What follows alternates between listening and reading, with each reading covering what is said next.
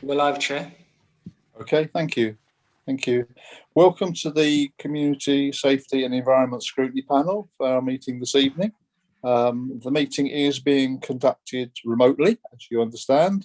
So can I just ask everyone to keep your microphones muted until I call upon you to speak. If you wish to speak, please go to the participants button and click on your name and raise your hand on using the button, and then I can call people in the order that they've asked to speak. I'll just ask for your tolerance that it's not always easy to follow the screen and get everybody in exactly the right order, but if everyone uses the button, we should be able to proceed smoothly. It seems to work fairly well. Okay, so please be advised that the meeting is being broadcast on the web. First item, apologies for absence. Received apologies from the Councillor Rajinder James and Charlie Davis. Any others? Okay. Item 2, urgent business. I've not been notified of any items of urgent business. Declarations of interest. Has anybody got any declaration to make, personal or financial interest that may affect an item on the agenda? Chair, I didn't have an interest affecting the agenda, but I did note that in the item of our register of interests, it talks about the members of the planning board. It talks about the planning board rather than the scrutiny panel. That must be a typo. I think I'll ask the committee clerk to clarify that.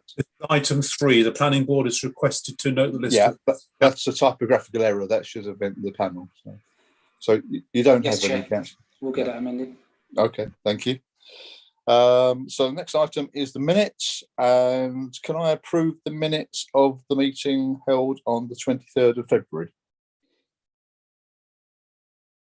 Yeah, that correct record. Thank you. So then we now move on to the substantive items. The first report is an update on integrated enforcement. Before I ask the assistant director to introduce the report, can I just sort of publicly record my thanks to officers in his department for producing the reports in such a timely and efficient manner.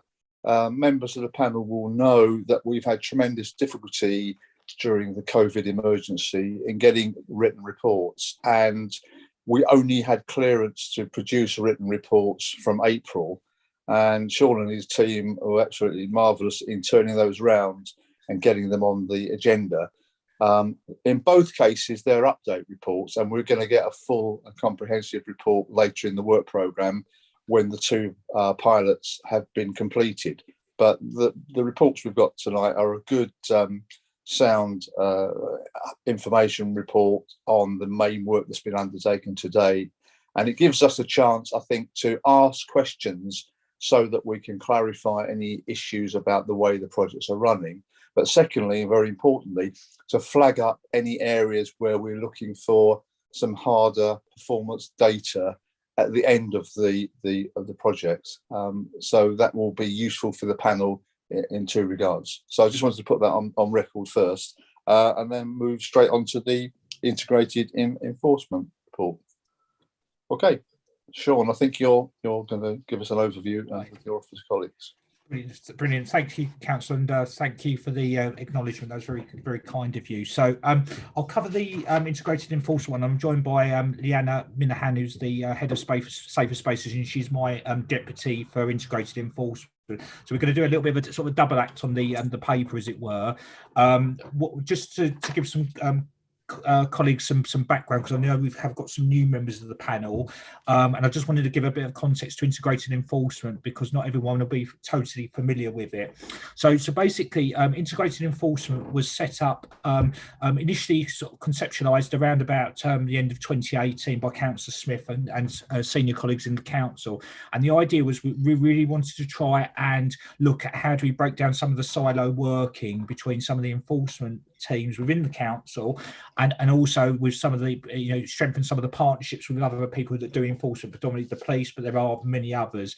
And we also recognise, as I'm sure you know, being ward councillors, that many problems, which certainly the more complicated and more complex, usually require a number of teams to sit down and deal with those. It's not usually one person that can deal with it, or one department.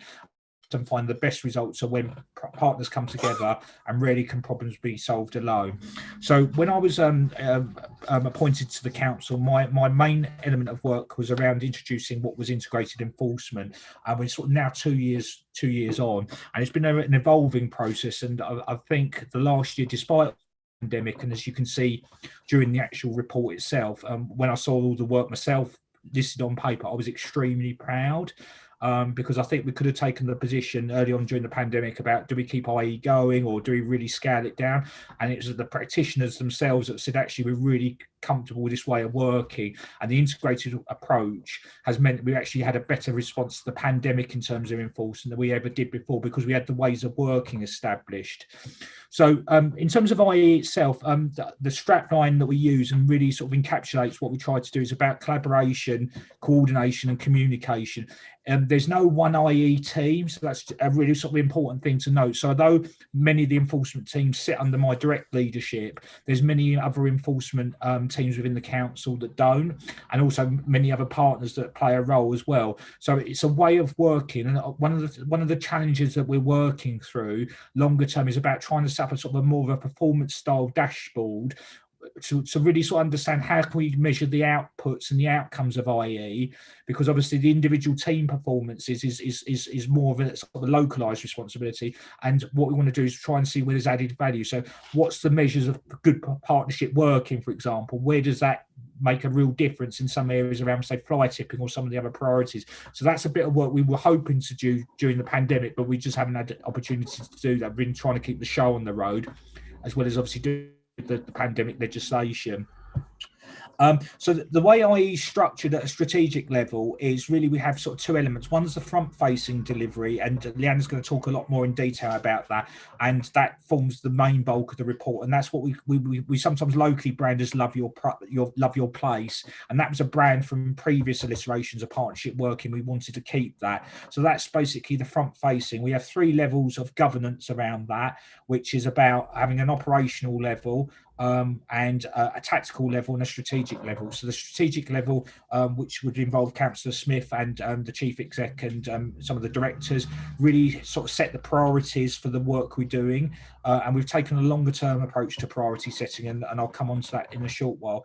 We then have the tactical level, which looks at the medium term issues, and that's very data driven now. We've got some good data products that we use to drive tasking, and we look at a monthly basis what's changed, impact we're having, where are the emerging trends and themes. And then the operational level, there's very much some of the issues that teams can't deal with themselves at a local level. They'll come together on once a week meetings, but it also encapsulates all the partnership meetings that teams have themselves. So whether it's in Elton, there might be a business town centre partnership that would sit in the operational level. So that level is very much an encapsulation of a range of different things. But in terms of IE, there's every week there is a conference call that teams get together.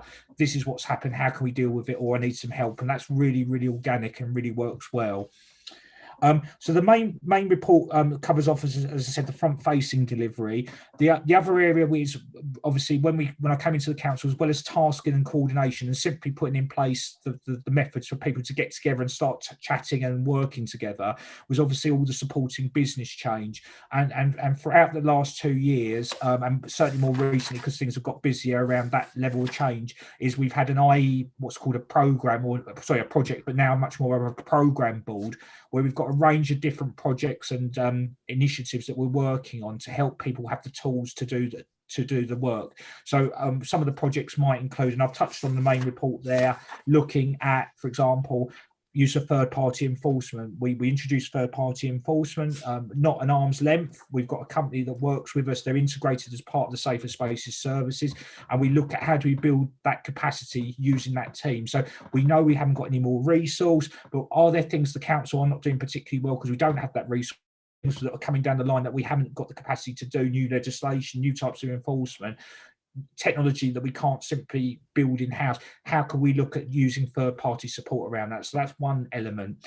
We've got the massive CCTV Modernisation project that we're working on at the moment, over £3 million over the next several years, modernising the CCTV. We also look at work around health and safety, new equipment, body-worn cameras, etc.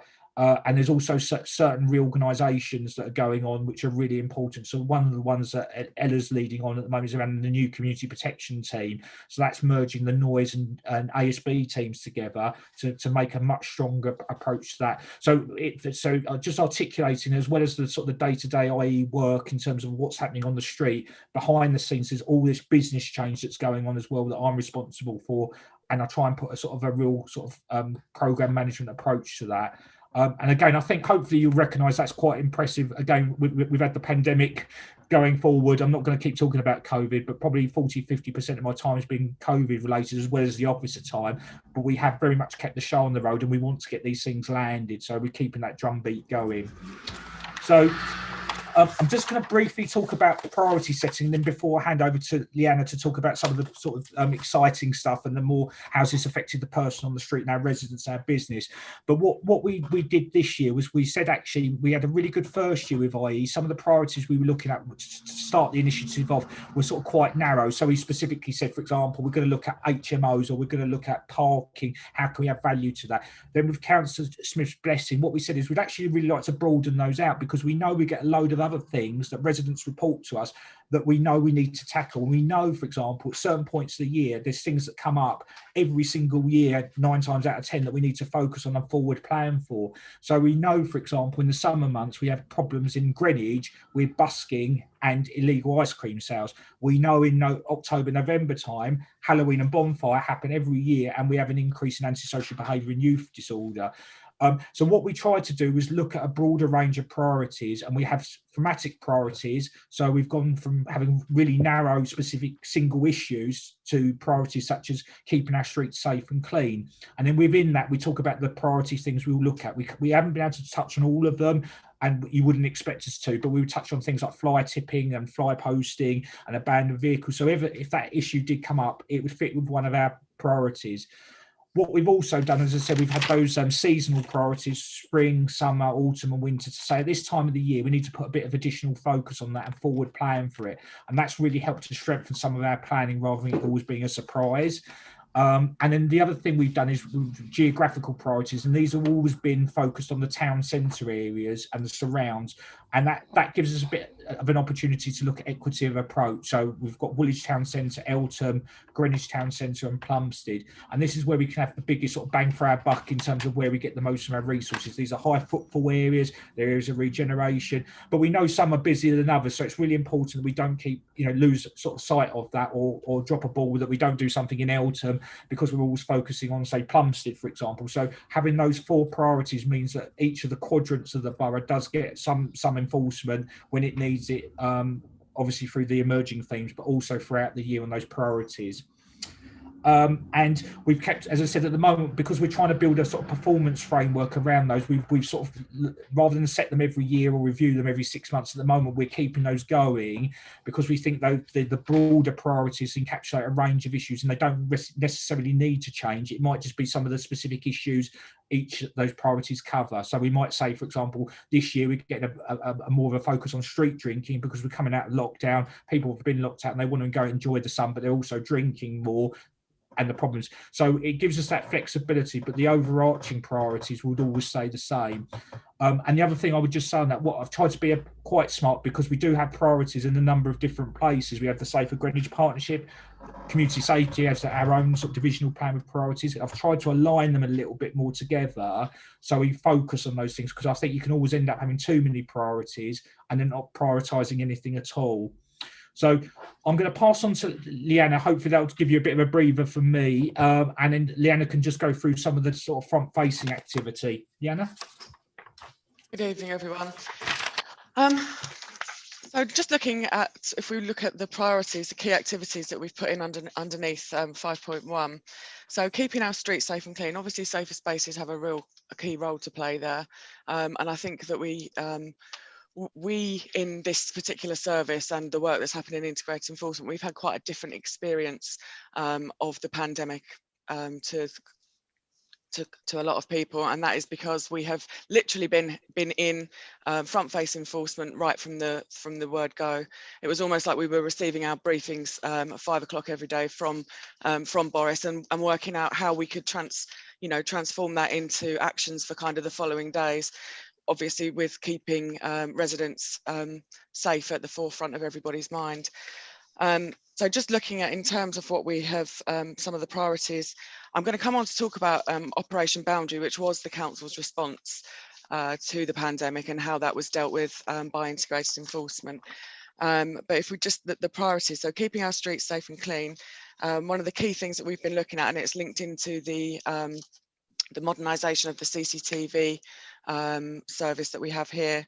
And this really is around looking at how we can best use ANPR and AI technology in envirocrime mobile CCTV. So this is working with police colleagues and colleagues in envirocrime, and it's really around how are we keeping track of people that are moving around the borough that perhaps aren't operating in ways that are beneficial to everybody.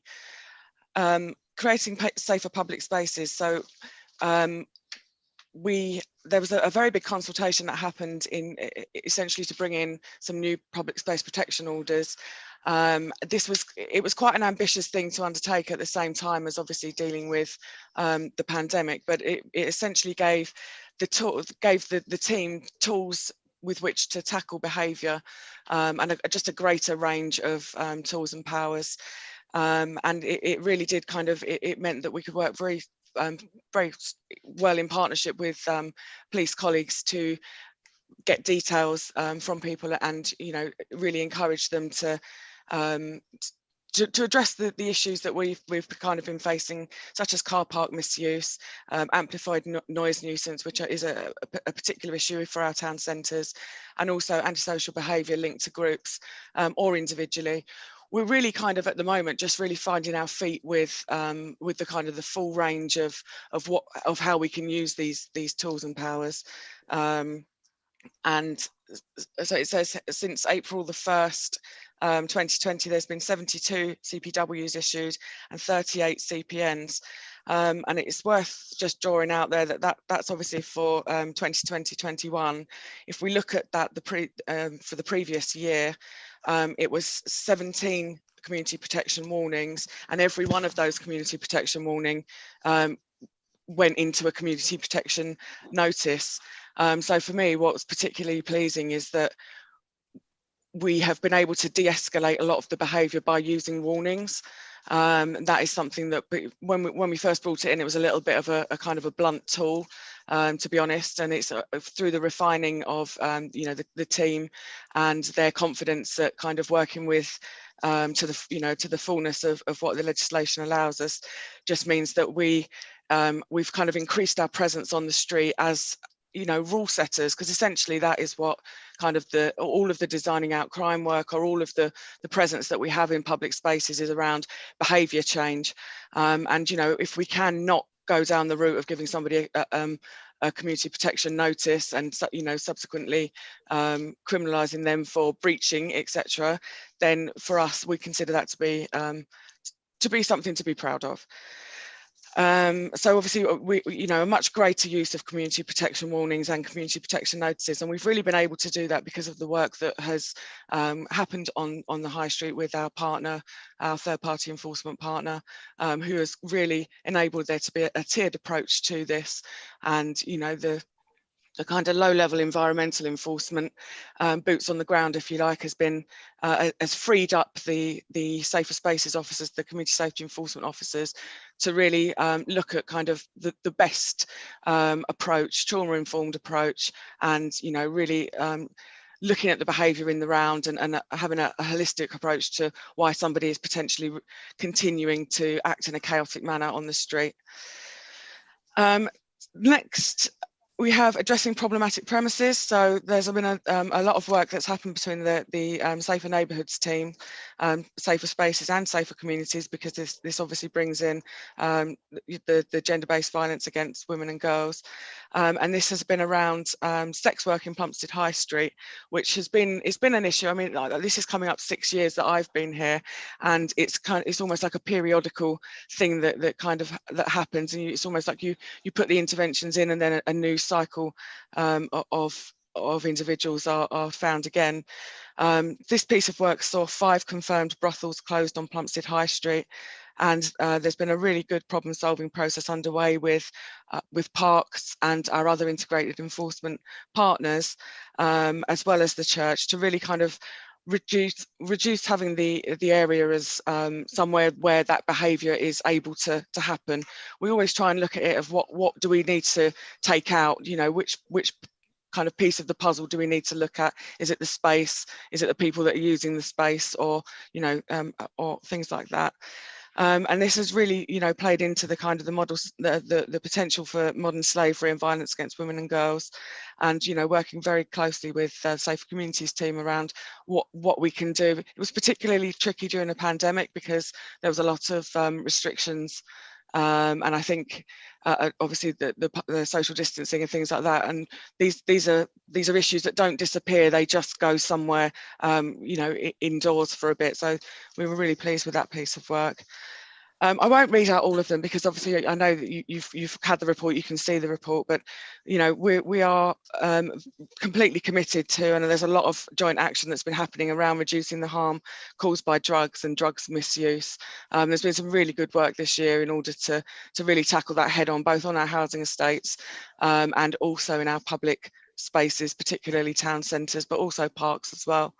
And that has been there, particularly in areas like Woolwich Dockyards and the kind of the surrounding bit there. There's been some really good reductions in the reporting of drugs misuse, which, considering that we were in a pandemic and you know, you did have to be indoors, that was a good kind of reduction to have.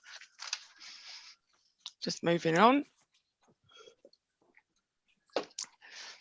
So tackling nuisance vehicles. Thistlebrook is obviously one of our demand risk generators for the entire division, and actually across housing, I would say. So that there has been some significant progress made against kind of what has been traditionally quite a tricky area to manage, both from a tenancy perspective and also there was a lot of legacy issues with staff members not feeling safe or empowered to kind of go on there and just perform their usual business. That has kind of really taken a turn for the better over this last year of the pandemic, and we've really been able to use that as the kind of the restrictions that were put in place as an opportunity to go in and with kind of like a really cohesive set of partners working together, both internally and externally, because this did feature the Integrated Enforcement Police team, as well as various different teams within the Met.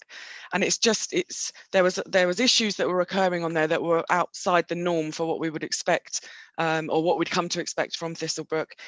And it was just the way that it all sort of came together, and, you know, with the rough sleepers that we were able to kind of engage with them using the street pop outreach worker and just kind of have a different angle to it. It wasn't all about enforcement. It was about going in, supporting, finding out why people are being, why they're there, because obviously they don't live there, and what was kind of drawing them there, and then really kind of unpicking that bit by bit.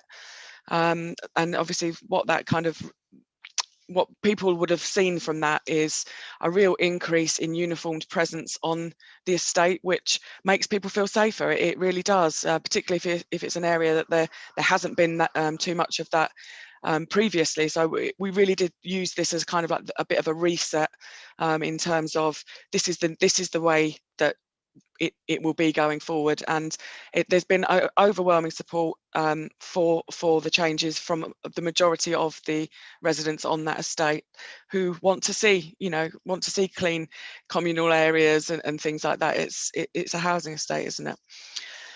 Protecting our residents at home. So this was a project that Trading Standards worked really well on in terms of scam alerts to local community groups and businesses.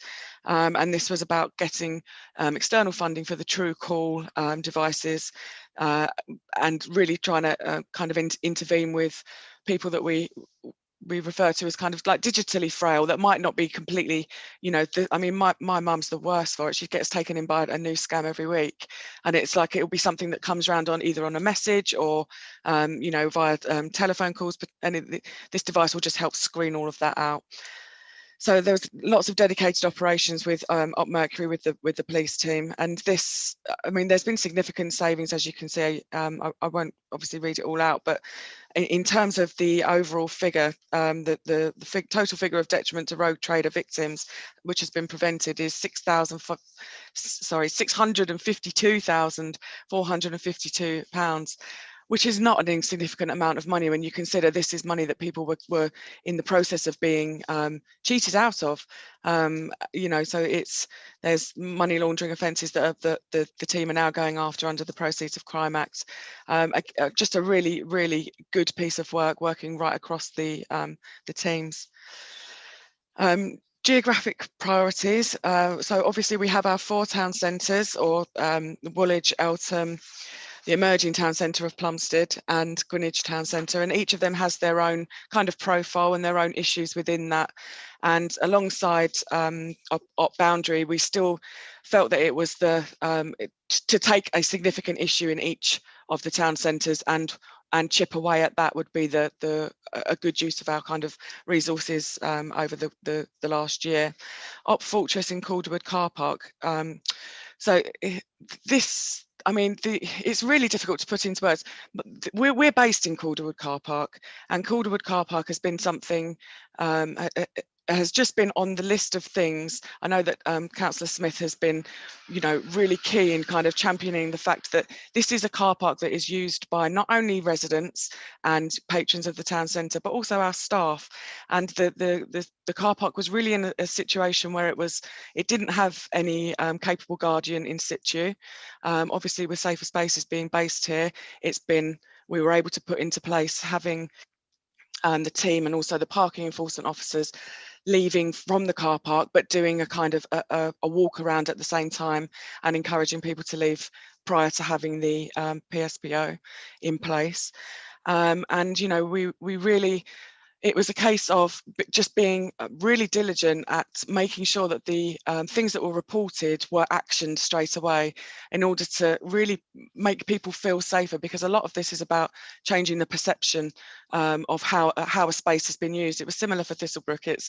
Everybody would it was an anecdotal thing that Calderwood Car Park was really difficult to walk through. There was often, you know, it was used as a place for public urination and other things as well, and a lot of drug use, and a lot of the chaotic street pop would use Calderwood Car Park. It was a base for kind of all sorts of nefarious activity. Tackling that head on with the police and our colleagues in DRES, as well as CCTV. CCTV was procured and put into the car park on a standalone system at the time, and that gave the capable guardian in that space in the CCTV, because obviously they're 24/7 and they were able to monitor what was happening there. There was some really good enforcement that happened, with some really key arrests, with the teams really working in kind of close contact, particularly on things that Sean had mentioned with the weekly phone call, and then obviously being picked up. So the weekly phone call really was the kind of the forum for all of the partners to be on, and whatever was coming up or was emerging or was still kind of hanging over from the previous week would be discussed at the call. The integrated enforcement police team would be tasked from that, and we were really able to, it was data led, and it was, you know, it was linking up what the eyes could see, as in CCTV, with all of the other bits, and making sure that everything was being kind of tackled. There was a lot of good work that happened with the street pop outreach worker. There was a lot of problematic behaviour in there that was linked to rough sleeping. Back in 2015, when this first became, when it was a real issue, when I first started in the role, there was actually an encampment that was that had taken up residence on the top 2 or 3 staircase floors. Things like that have not been allowed to happen again, and I think it's down to the kind of the regular patrols and some really key arrests that the Integrated Enforcement Police team, it was a very synergistic project. Everyone kind of really worked well together on that. Eltham Town Centre, there was the Well Hall Pleasance toilets had been a completely there was it's the same, it's kind of using the same sort of rules and applying them in different parts of the borough. So there was and there actually has, by putting blue lighting in, been a complete reduction in intravenous drug use in the toilets, and that's been since things have opened back up when they did over the back end of the summer as well. Bear with me a second. All right, so I just wanted to talk about Greenwich just very briefly before I hand back to Sean. Oh no, sorry, then I'll talk about safer spaces. So just in terms of Greenwich Town Centre, antisocial behaviour linked to busking. Antisocial behaviour in and of itself is not, or busking in and of itself, I should say, is not antisocial. Some of the practices associated with a minority of buskers can be classed as antisocial. And so it really was around that, you know, that it's an area of high complaint. And, you know, I can fully appreciate if you are a resident that has buskers within earshot, you know, on a very regular basis, it must be very, very difficult. And, you know, we really looked at the best way of tackling this. We, in the absence of having a specific busking policy for the council, we work with the Buskers Code, and that essentially is moving people on after an hour to a new spot, and, you know, just making sure that people are not using the amplification in a way that is antisocial, whether it's too loud or it's too near to properties or that kind of thing. Since July 2020, there has been 6 community protection advisory notices issued, 2 community protection warnings. The public space protection order in relation to using amplification has really helped with that, and we are hopeful. It's one of those issues that's going to be something continuing. It's a seasonal issue as well, so it does get a lot worse over the summer months, and we will be looking at how we can work in partnership with other integrated enforcement partners internally, such as DRES, in order to kind of reduce that. They're looking at a licensing regime which would really further regulate that kind of street entertainment. Also in Greenwich, obviously, we had Op Double Scoop. Just see where, yeah, that's on page 10. So Op Double Scoop is really around itinerant ice cream sales, and it was a very problematic. I think what really surprised us was just how much money was involved in this. It was something that, it sounds like it's a little bit of a jokey thing, doesn't it? You know, like trying to reduce ice cream sales, but it's actually, there's an awful lot more that goes into it. There's, you know, we're talking people that were making potentially between £2,000 and £5,000 a day from selling in places that were not licensed. They were idling, which, you know, completely goes against our cleaner, greener Greenwich.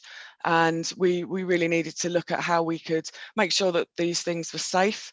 You know, as a mum of a child with allergies, the idea that people are selling things without knowing fully what is on the packets and stuff like that is pretty terrifying, and I'm really pleased at the stand that Greenwich took around that.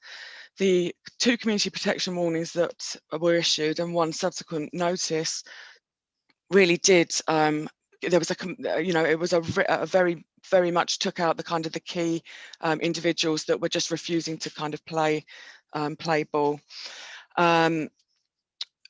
Just very quickly, I just wanted to mention the Halloween and bonfire, just because, I mean, Sean alluded to it earlier, but this is something that really does come around every year. This previous year, we were prepared, and I think it was the difference between having a plan, an operational plan ahead of time, with all partners bought in, with schools aware that they're young people, because the previous year was horrendous, and there was some people got hurt. It was, you know, there were fireworks being set off like left, right, and centre. This year we managed to keep that pretty much contained. We had police officers in the control room that were directing their colleagues and Safer Spaces colleagues to individuals that were stashing things, whether it be fireworks or weapons. It was a really successful operation, and I'm actually really excited to see how we can build on that this year.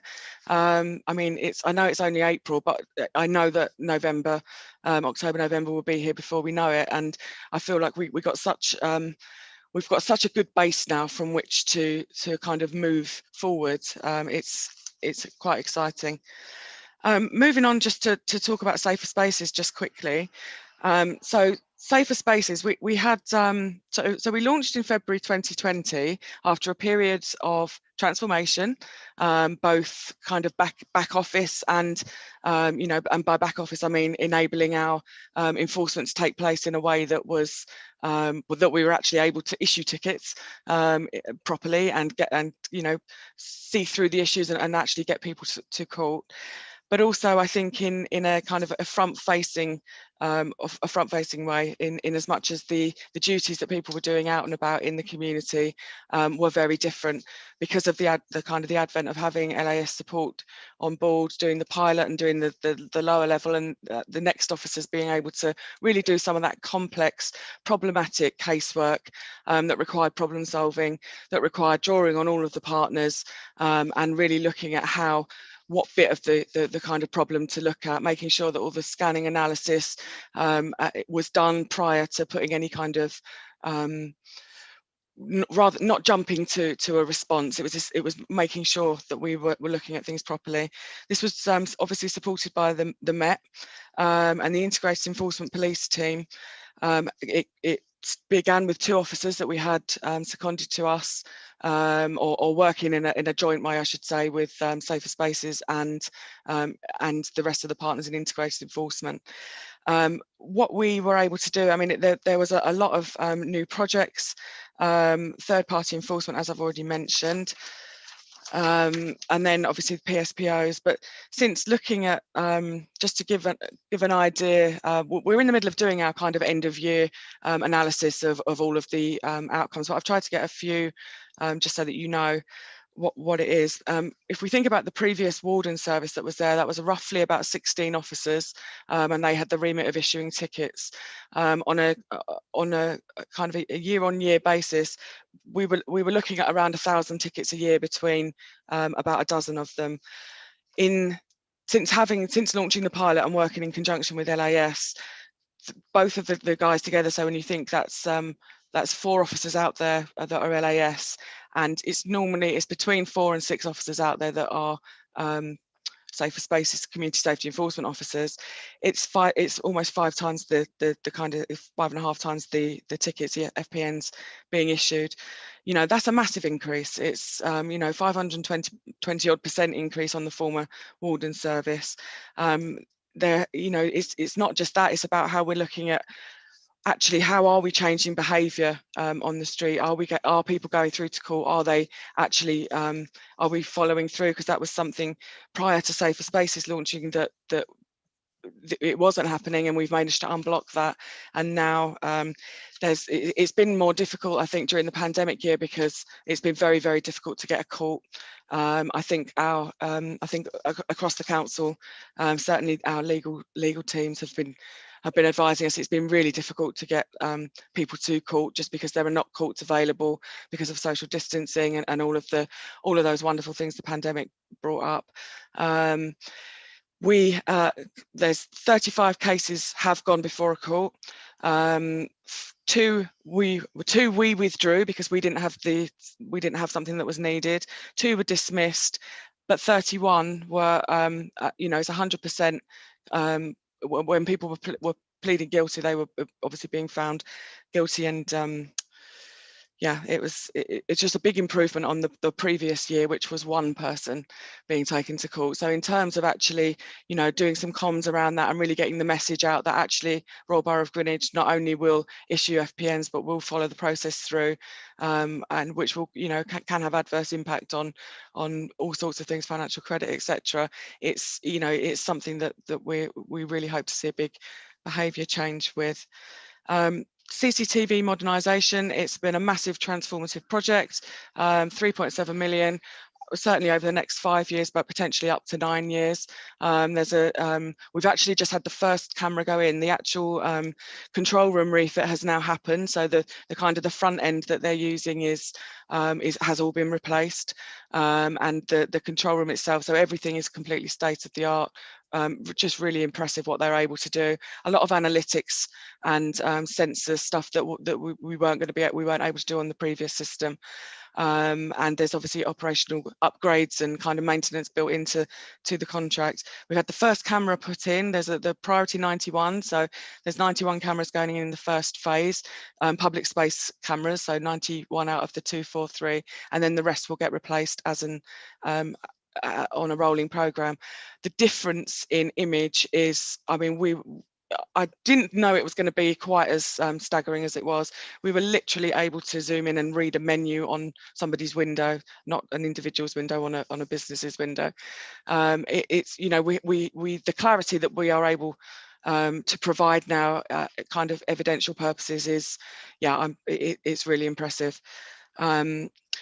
There's all sorts of different technology that we're going to be looking at using, things like working in conjunction with the police and ANPR cameras, etc. The body-worn videos that the team now have, and other teams across integrated enforcement are able to use, with functionality that you will be able to, if something happens that needs to be put up to the Met control, we will be able to do that via the body-worn cameras. So we could be in an area, something's happening on an estate, for example, or potentially somewhere where we don't have cameras. So if you're thinking of areas currently where we don't have fixed cameras, like Charlton, some places in New Eltham, it now gives us just a greater functionality for areas like that. Street pop, I mentioned that briefly. It continues to be one of my pet projects, but one of the things I am most proud, just because of the impact it has on our really most vulnerable people in our communities. And, you know, whether or not the street pop are impacting on people, or, you know, and because their behaviour can be very chaotic, and they're the type of individuals that are difficult to engage with. They're not very good at keeping appointments. They feel very intimidated by traditional means of intervention. So they may be, it looks like they're desperately crying out for help, and then help is given, and that, you know, they don't make the appointments that are made. So the traditional way that RBG has kind of set up appointments and things like that has changed, and the street pop outreach worker really is that she does the facilitates the relationships between different departments. We were able to very quickly during COVID get out and make sure that the chaotic street pop individuals had access to just the general things that, you know, like a hand sanitizer. Back when that was you remember when that was like, it was like gold dust, wasn't it? You know, and people, we made sure that the kind of the vulnerable people were able to access it in the same way that other people were. We have one of the key successes this year during the COVID period has been a vaccination clinic for current and previous rough sleepers, and 22 individuals were taken to Deptford and vaccinated, given chest x-rays on the day, which is the key tool for detection of tuberculosis in homeless population. So it was a real kind of a really nice way of just ensuring that people that wouldn't necessarily present themselves for a vaccine or have an address for a doctor to send a letter to, much less a telephone to be contacted to, we ensured that they were able to have the same access to vaccine as other vulnerable cohorts. And I'm going to hand back to Sean now. Brilliant. Thanks, Leona. And councillors, I'm just going to sort of wrap up, or start to wrap up. I just want to draw your attention to a few other things quickly. There's some information that's been provided by the policing team. So they've provided some comprehensive updates. Obviously, a lot of the information in terms of data is their data, but obviously, if further questions, we can take those back via governance, committee services, or we can do that as well. But it just gives you an indication of what that team's done and how they've aligned to some of our priorities. And that's been really useful because the teams have been there to draw upon. So, for example, if the HMO team needed to do a warrant, or they're helping Leanna's team and Safer Communities look at a particular brothel that might be linked to an HMO, we were able to draw on that resource. And that's been really helpful, particularly around modern slavery, where we've now actually got a modern slavery response group, which is actually leading the way on the BCU, so the 3 boroughs combined. The other things that I'll just come back to the NAS pilot, which is the local authority support, which is the third party enforcement. Obviously, we will do an end of pilot sort of report, and we're also looking at sort of the contract extension, because that has gone really well. As Leanna said, the productivity there.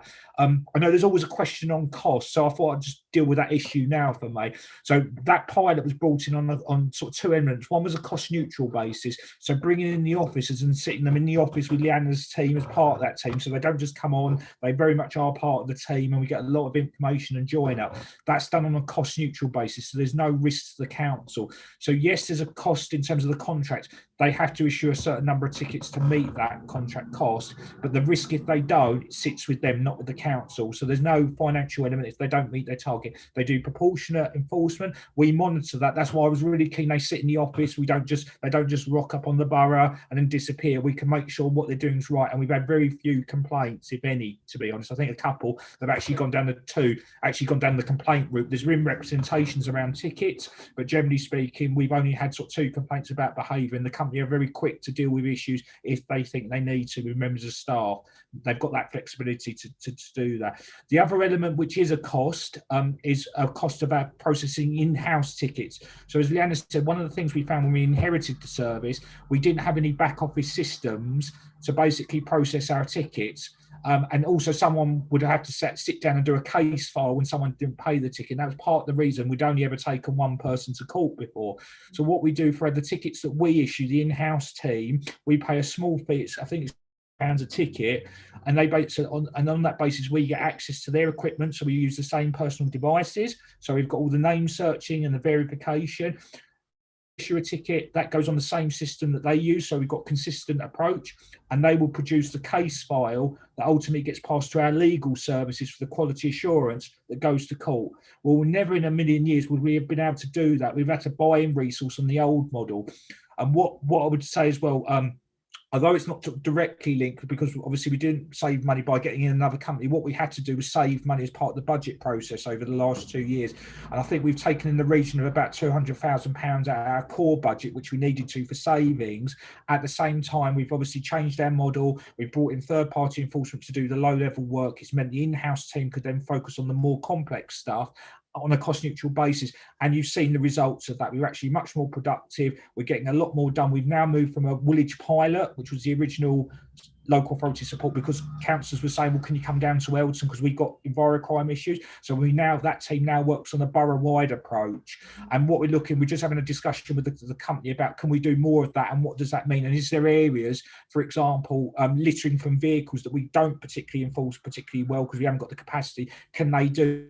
Got technology to help that? Can we do more things around highways enforcement? We don't have a highways enforcement team. We try and sort of juggle it amongst ourselves. So the idea is local authority support are not there to replace council officers. Just their whole sort of core approach is about supporting councils to do this on a cost neutral basis or a low cost. So just to give you an indication, because I know that's always a concern about, have we been left with a big bill? And we haven't made loads of money or revenue, because that's not the idea. We never do that. If we get revenue as a result of issuing more tickets than the cost of the service, that's something we reinvest. But on the basis of it's not cost us anymore, we've got more value for money, more productivity, and it's proved the concept. And the only other thing I just wrapping up finally is, you can see the case studies, and we're really passionate about some of the case studies that are there. Cyclone, which is some issues around Parry Place, has had quite a big impact on the local community. We had a lot of good feedback around that. But I just wanted to say that what we've also done is try to recognise success. So the integrated enforcement team, I'll say this rather than Leanna, but Leanna and Daniel, who's one of her managers, received a form of Borough Commander's Commendation for the work they've done in support to the policing team, which is one of the most productive now in the BCU, so across 3 boroughs. Integrated Enforcement has been nominated for a Delivering Better Outcomes Award for the MJ Awards. And also the Councillor Smith and the leader has put forward Safer Spaces as Team of the Year this year for the Local Government Awards as well. So I think that's a real accolade for both the team, but the integrated enforcement approach. And I know Ella's online from Environmental Health. I mean, as I said, it is a team effort. And I know there's so much work going underway around trying to improve services. It's just been a very difficult time over the pandemic trying to land it with the time we've had available, but we haven't stood still. So I'm hoping that report, there's a lot there. We won't go through it in any more detail because we're conscious of time, but I'm hoping that gives you a real sense of performance, outcomes and achievements.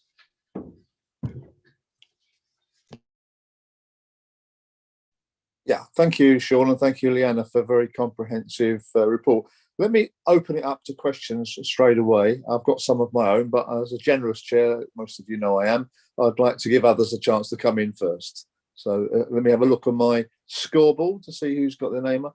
See, Clive, Councillor Clive Mardner has got his name. So Clive, can you go first? Yes, I've got 3 questions, and I'd like to align myself with your initial comments, David, about how well they put the report together. And Sean and Leanne, congratulations and well done. It's been greatly appreciated. The quality of the report is really well. And I'm, and you know how I love asking questions. I've only got 3 this time because you've done really well on this. Most of them are looking at sort of strategic way. Firstly, you talked about geographical areas and geographical priorities. How does a ward or area become a priority? You quite rightly said the issues in Greenwich Town Centre in terms of the busking is completely different from issues in Woolwich. But I'd just like to get an idea of how you determined an area to become a priority. My second question is, the COVID giving you, I don't know if it was emergency powers or additional powers as a result of the pandemic in terms of gathering of spaces and people. And I don't know if you found those powers are useful. There have been people talking about human rights issues around those powers, but I just wanted to get a sense of how useful they were, and it would be something that you would want to get more of. And my third question, third question was on the CCTV. Just remind me, because I had a visit some years ago about the CCTV at Calderwood, and you talked about some mobile CCTV. Has that increased, and what is the CCTV reach now? Has it changed? So I know you could see in the car parks, but I don't know if that reach has gone further. But those are my 3 questions, Chair. Brilliant. Thank you, Clive.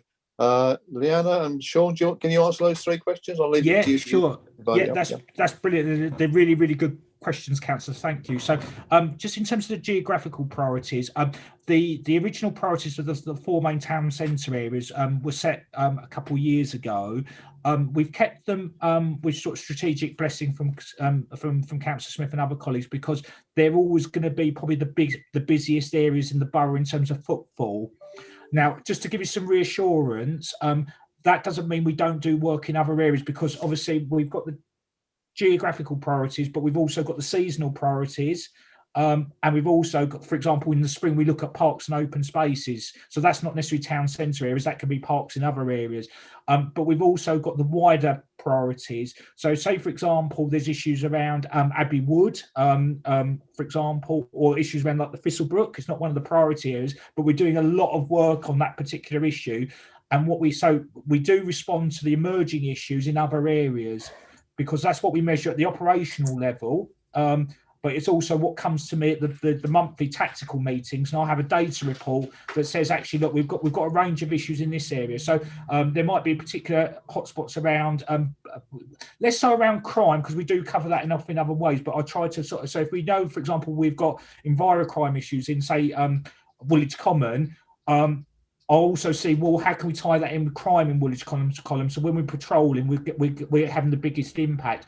But what we're saying is, for those geographical priorities, we know throughout the year, generally they're going to be really busy, and that's where our main area focus is. If we took resource away from them all the time, that would be a big problem, because we know, for example, street drinking in Woolwich Town Centre and Greenwich Town Centre this summer is going to far outweigh what it might be in Kidbrooke, for example. It might be an emerging issue. We can deal with that quickly. That's what we should be doing, but not so much spending the next 12 months looking at it. But just to reassure, it doesn't mean that we just focus on those town centres at all. So that's the first question, if that gives you some reassurance. But who knows in future, you know, there might be a big area of development, a new town centre emerges. Plumstead's obviously, that's why Plumstead's been included as that sort of growth area.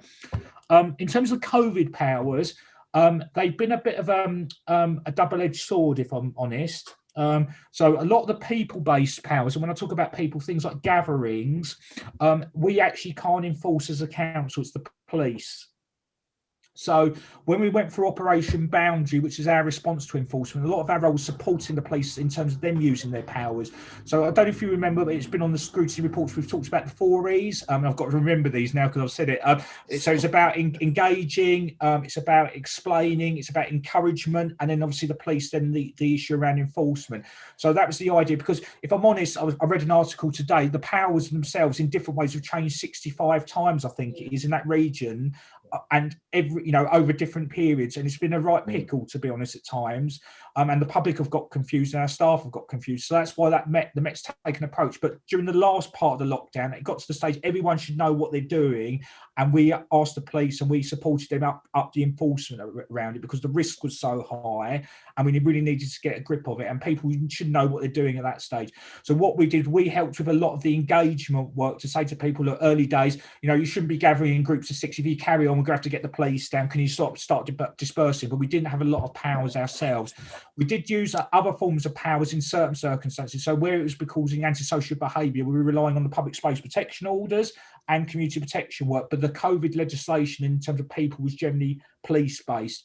Okay. We had more of a role around businesses. So that's why trading standards, I know Councillor Gardner at the last meeting, because I was watching that, you really referred to and commented on the work that Ian and trading standards have done. But Ella's done exactly the same thing as around looking at sort of some of the inspection work that we had to do. It was very limited, but we were really cognizant about rogue landlords and people doing illegal evictions.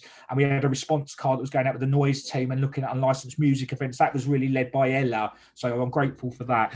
And the last question about CCTV, obviously when the new technology comes online, and we're replacing the existing analog cameras. Some of these are 25 years old. They're really old. They've lasted the test of time, but we're moving to digital. You see that reach. So the zoom capability, you can zoom in further, you capture, you can keep the evidential detail. It's really, really good. And then the other thing, as I've seen this myself, is the nighttime capabilities is really good. Previously, the low level night meant you lost a lot of detail. Well, now you keep that detail. So if we do get, unfortunately, a fight or a robbery at night, we're probably more likely to be able to identify the person or the vehicle involved. So that's one aspect. In terms of physical reach, we've increased the number of mobile cameras. I think we've got a few more in order. The issue that was blocking us before, there's a little bit of a cost, but the old system couldn't cope with them. So basically what it meant was every mobile camera that we had to have a laptop, and literally the operator was watching the screens and a laptop. So if we had 5 cameras, that's 5 laptops. It was just not practical. So now the new system means we can put more on it, but they're treated the same as the main system camera. So we are looking to get more. And the other thing we're looking to do, and I'll touch on Section 106, because that's how we funded some of the police officers, but we're really taking a portfolio approach to Section 106 money. This is the money from development. And I'm working up a proposal and a work programme with the leader and Councillor Smith to say, look, we've got these pots of money for public safety and emergency services. How can we have a longer term approach? And where we might not have CCTV, how can we look to address that? Because one of my aims, without making loads of new cameras, but I do want to look at the wards that don't have any coverage at all. and put something there. And it might be we look at mobile cameras and we move them around. Same on estates. Once you put a camera on an estate, it's fixed. People are not going to do stuff after a while. They're going to move elsewhere. Well, how can you keep cameras moving around to capture the problem? So you keep people who are misbehaving on the hop, and you create an environment they can't want to be, because otherwise all you keep doing is just adding cameras that someone's got to watch or download. We need to be smarter. So I hope that answers the questions. Could I just ask? Sorry, Chair. You talked about emerging issues, and I'm assuming for us as ward councillors, when those emerging issues are identified, we would be told or informed of it so that we have an idea of what's actually going on. Or yeah, sure. I mean, to be fair, you're probably one of our greatest information sources. So you normally our priorities and our work is driven by your good selves as councillors representing your community. So you'll come to us with casework and say, I've got a number of residents coming to me saying this problem's next, or there's this property, they're doing illegal street sales and they're repairing vehicles and it's causing hazard. So that would be a lot of the work that we've done at the operational level where it needs a joint response. But obviously, if our data showing, for example, we're getting residents complaining about fly tipping and we're getting the data through, that would be something we'd go and look to address at the monthly basis. We wouldn't necessarily come to you and say that, oh, we've got a bit of a growth around fly tipping, because it fluctuates every month. But if it was something big, we want to get you involved in the problem solving. So if it's sex work in Plumstead, we'd want to engage with the local councils to say, look, how could you encourage others to be more forthcoming with information? Is there stuff you can, is there support you can leverage for us? You're very much part of that problem solving approach. thank you very much. Councillor Gardner, I think I've got you next. Oh, thank you very much, Councillor Stanley. Chair, and thank Sean and Leanna for the report. And I must say, I do find the team always very responsive and professional. It's good to see the progress that's been made in terms of realising Councillor Smith's vision on integrated enforcement. I think I got two sort of thematic points really. One is around the report. I know that Leanna gave us some sort of trend details, but in general, on the sort of impact report, there are a few areas, and I could go through them because I made detailed notes beforehand. There are a few areas where there's no quantification. Most areas there is some quantification of what the impact is, but there isn't much in terms of trends. So what are the trends from previous years to this year? So we can see that, you know, but also benchmarking with other authorities, I think is very useful. So we can see how we compare on these issues, whether it's CPWs and CPNs, or whether it's how we protect residents at home, or you know, the different areas that we work in, or a noise, which is always very important for ward councillors. We got a lot on noise. So that's the first point really, is ensuring in the, you know, future reports we try and get sort of clearer stats on trends. We get quantification, clearer stats on trends, and clearer stats on benchmarking as well. The other thing is there's some talk about the geographic priorities, which I understand and support. But my question there is around displacement really. Certainly in Woolwich Common, we suffer a lot from the areas near to the town centre. So if we're at the times where we're more effective, particularly on the PSBO and street drinking, but other issues, you just find the street drinkers go behind the Anglesey Arms into Brook Hill Road, or further up into Sandy Hill Road. You get complaints from Walpole and so forth. So it's how we deal with the peripheral area, because very often if people take their illicit activities elsewhere to the fringes, or it might be they go to Herbert Road or somewhere else instead that's not within the priority areas. So it'd be useful in how we therefore coordinate with the safer neighbourhood teams, so we're getting sort of joint intelligence in those peripheral areas. So I think they're my 2 points. And I had a general point then in terms of there are some areas which are not mentioned. So I thought they were part of integrated enforcement. So there's nothing on the moving traffic offences or on parking. Now, I appreciate they come under a different directorate, but I did think they were part of integrated enforcement. So do they report to this scrutiny panel, or do they report to the transport scrutiny panel? So, Councillor, I can try and answer some of those questions. Sure. Sure. So, in terms of, I think Councillor Gardner's made some really valid points. I mean, as I said very early on, one of the things we want to try and do is have a bit more of a performance regime around integrated enforcement. The challenge we've got is that there's separate services delivering service performance and service delivery. So when we come to talk about qualification and data and trends, some of that will be delivered in the performance reports for those services.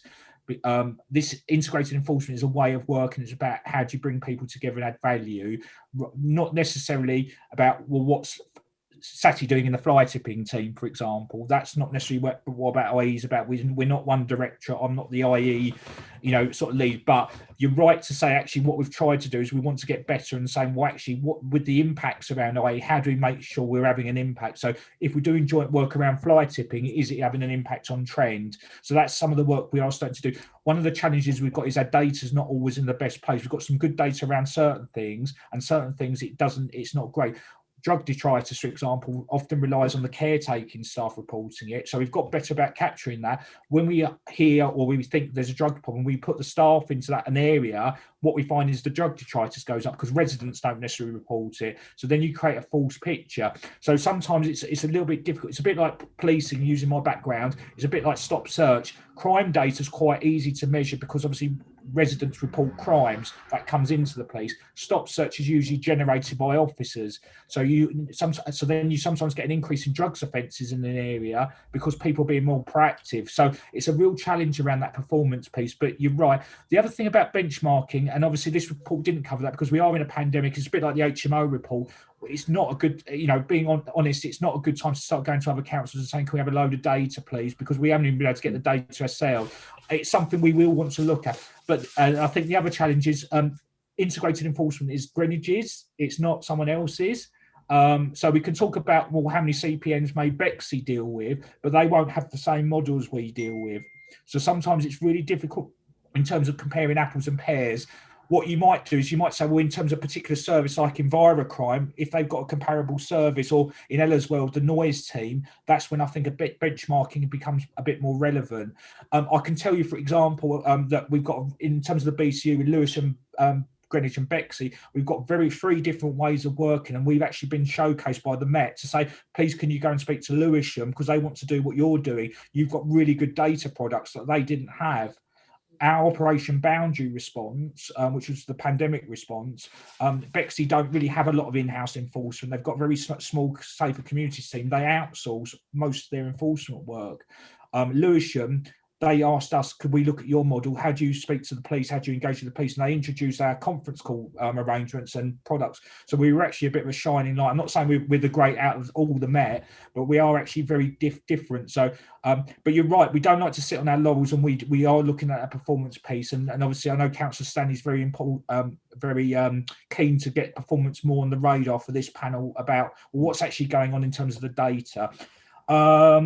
The displacement bit, I recognise that both from my policing background and local authority, it always happens. You put asset into one area, the problem tends to move on. What we try and do with Safer Spaces, and Lee's an expert around this in terms of problem solving, is we try to get to the root cause. We don't want to move a problem on because we will just, all that means is we'll get Councillor X phone us up, and then the next week Councillor Y will phone us up and say, well, what are you doing about this? So that's why we've got projects like Street Pop.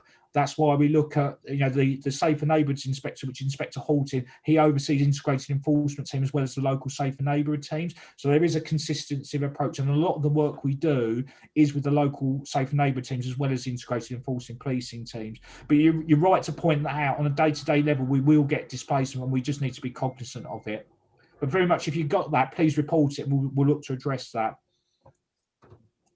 Okay, thanks, John. And the issue. Did you want to come back on that, David? Yeah. Well, there are two things. Really. Firstly, the issue about moving traffic contraventions, parking.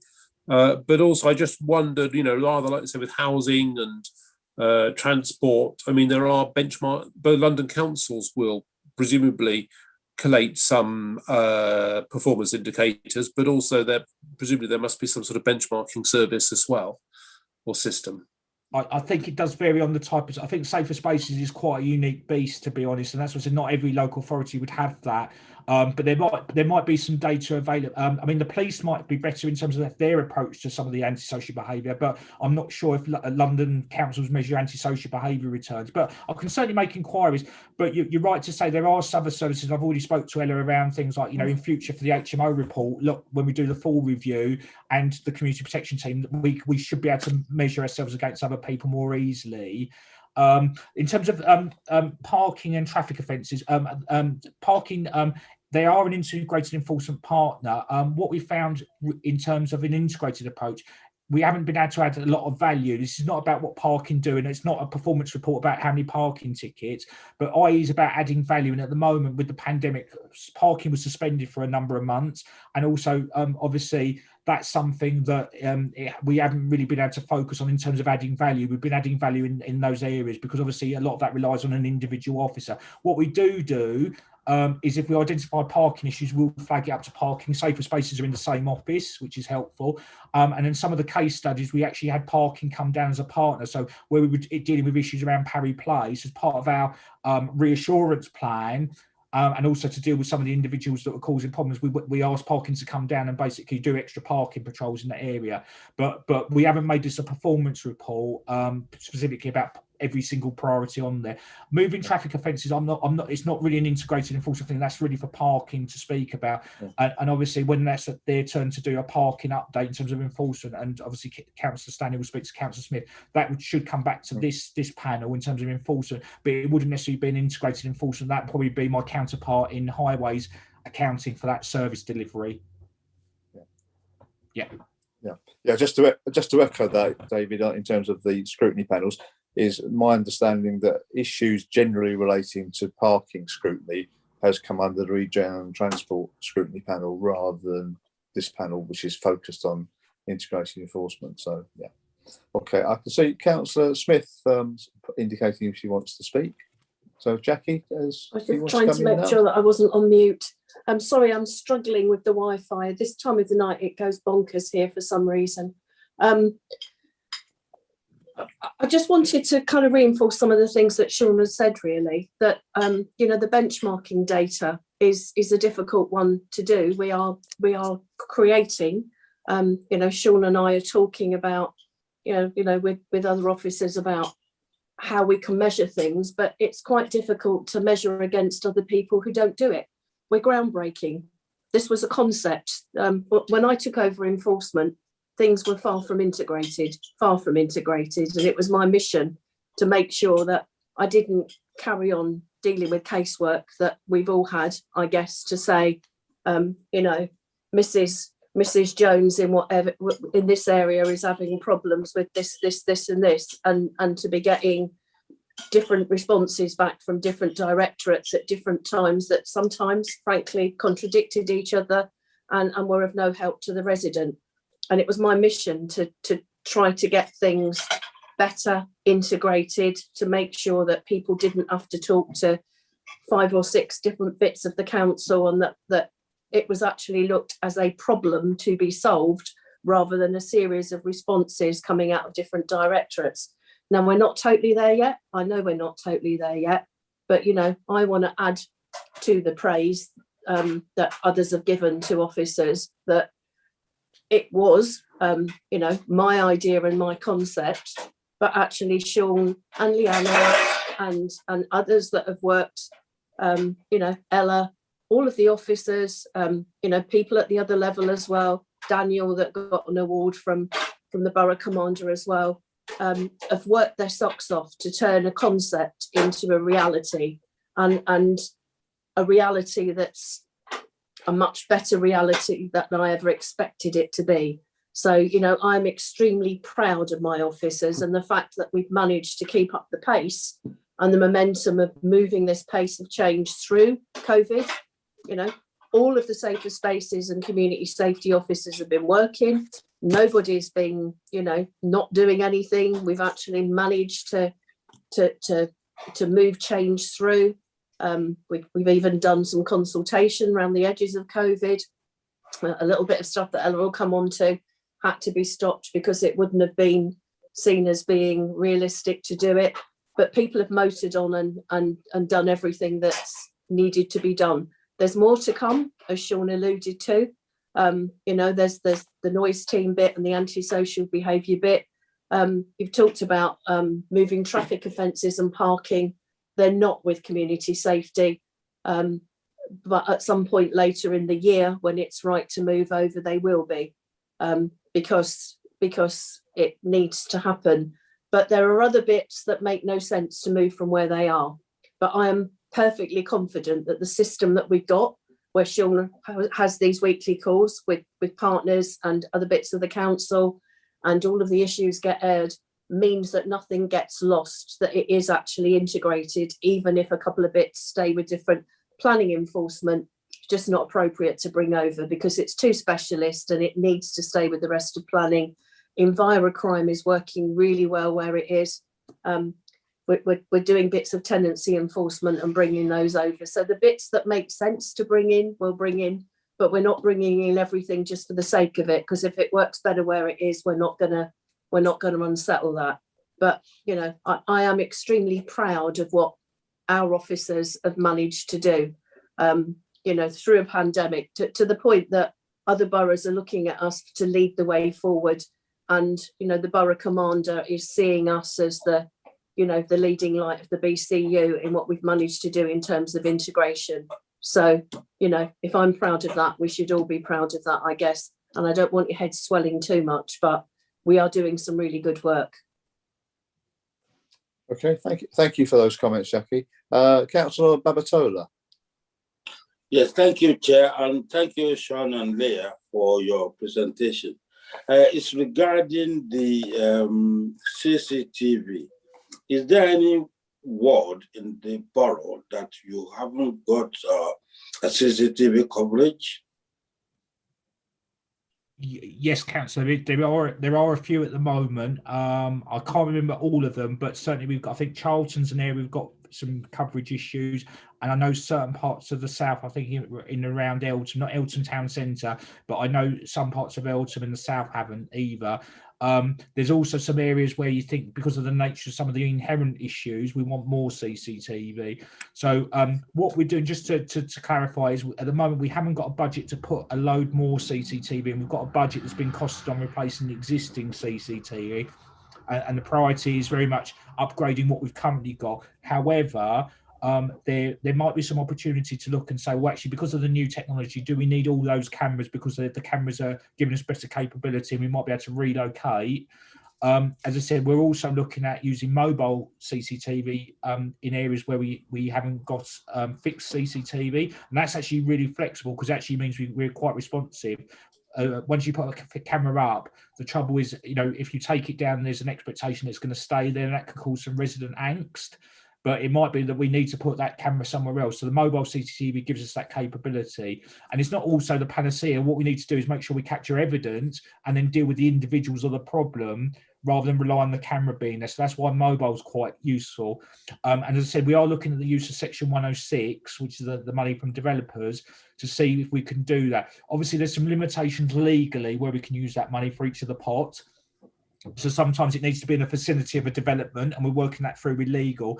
Other times it means we can use it on a more borough-wide approach. It's not just about putting the camera, it's also about the cost of the infrastructure. So if we install a pole, if we can't put it on a building, from memory, please don't quote me, but I've been quoted before about £20,000 to put a pole up, and then you need the planning permission. But then what you've also got to do is have the connection from the camera to, usually broadband and fibre. Some of the technology we're looking at can use Wi-Fi. So it may be in certain areas we can put in Wi-Fi technology, and we can move cameras around that just connect to that Wi-Fi, and then the Wi-Fi goes back to the main CCTV. But we wouldn't have been able to do that at all with the old system. Where the new system does that, we couldn't even use the mobile cameras we've got without getting extra laptops and having people monitoring a number of laptops and watching the big screen. The technology we've also got enables the operators, it gives them a bit of help monitoring stuff. So the cameras will be able to detect unusual behaviour. They'll be able to say, actually, 3 o'clock in the morning, for example, we need to program this out. But just to give it an illustration, it might be a car park camera. The camera would identify there's activity that's not normal, and it would tell the operator, it would flag up and say, there's a red alert, there's something going on you need to look at. And then the operator can then switch their focus to that and say, oh, it's okay, it's just a police car driving past, or it could be a criminal breaking into a car. So we're trying to use because at the moment the operators are trying to monitor for like 200 plus pan, tilt and zoom cameras, and then obviously doing that on top of the housing estate cameras and some of the other cameras they've got, as well as download images for police, which is growing in number because obviously CCTV evidence is really, and we've only got 2 or 3 operators on at any one time. So we're trying to use technology to enable us to be better at what we do. Thank you. Chair, can I have a supplementary question? Yeah, sure. So, sure. in lieu of that, do you think you have visibility in Thamesmead Morning? No, you're right. Leanna's shouted at me and said no, and Thamesmead Mooring is one of the areas we don't have a lot of CCTV, and we know that, and so that's something we are looking at. The other thing, it's a bit of a longer term ambition, but I know Councillor Dillon's not online, but one of the things I met with him ages ago, and he had a really good idea, is about, is there any opportunity to link in with CCTV that already exists in the community? So one of the things I looked at, and it's a bit, I do get a little bit tech geeky, so I do apologise, but in the States, they've got a project called Project Greenlight.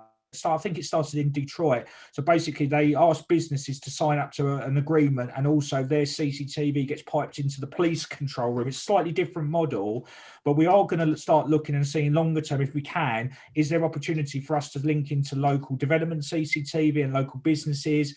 Can we look at development in the year and say, actually, how can you design things out, including putting your own CCTV? How can we pipe that through? So there might be some opportunities there, but if we can use mobile, we do have a small number of mobile CCTV. If we do get emerging issues as part of the monthly tasking process, which I chair and Leanna chairs as well as my deputy, we do move those cameras around. So we've done that in Plumstead. We've done it in, I think Abbey Wood had the cameras for a while.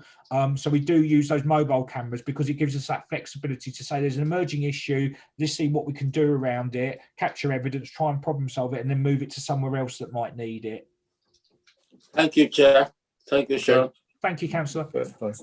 Okay. So it gives me a chance to come in with a couple of questions myself. The first question is, it actually relates very much to Councillor Gardner's comments, and Sean won't be surprised to hear me coming on this one. This is a good report, which is giving us comprehensive information on activities and success we're having in particular areas. But I'm thinking going forward, to fully evaluate the success of what we're doing, can we take a step back in a sense and quantify or assess what is it we're aiming to achieve? So if you take, say, the detailed report we've had, which Leanna went through, we start off by saying keeping our streets safe and clean as a priority, which I think we can all relate to as a meaningful priority. And then we move on to impacts. But how we specify what we're aiming, what are the performance goals we're aiming for under the key headings? What are the key indicators which measure whether or not we're succeeding and moving forward? And then in terms of benchmarking, obviously there should be some available information, but some of the benchmarking might be comparing ourselves with previous years' practice, so that we can say, this is how successful we've been with CPWs this year. How did we do last year? I know Leanna did actually give us that information and as an example, but if we took all of the half a dozen key headings, could we identify what we're aiming to do and then have some metrics showing what performance is? So, Sean and I have had discussions about this, so it won't be a surprise to, and I know it's always difficult because if you take any service, these issues apply. So it's not a community safety issue as such, it's a council-wide issue, but it's something where when we come to the evaluation of the integrated enforcement project after 18 months, can we have more detail on the targets we were aiming for, the costs and the performance? So that's the first question. So before I'll give you the second one, which is much easier. The second one is just second one is just on reducing the harm caused by drugs misuse. I thought it was a somewhat positive statement that there's been a reduction in drug misuse. I mean, unfortunately, my ward experience, and I've got a feeling this might be a borough-wide thing, is we're having more drug offences now than I was getting a couple of years ago. So I think, there's an increase in drug crime. I mean, Sean might want to comment on whether that's true for the borough or not. So I just wonder whether or not we are making as much progress on reducing drug harm as the report indicates. So that's the two questions. Okay.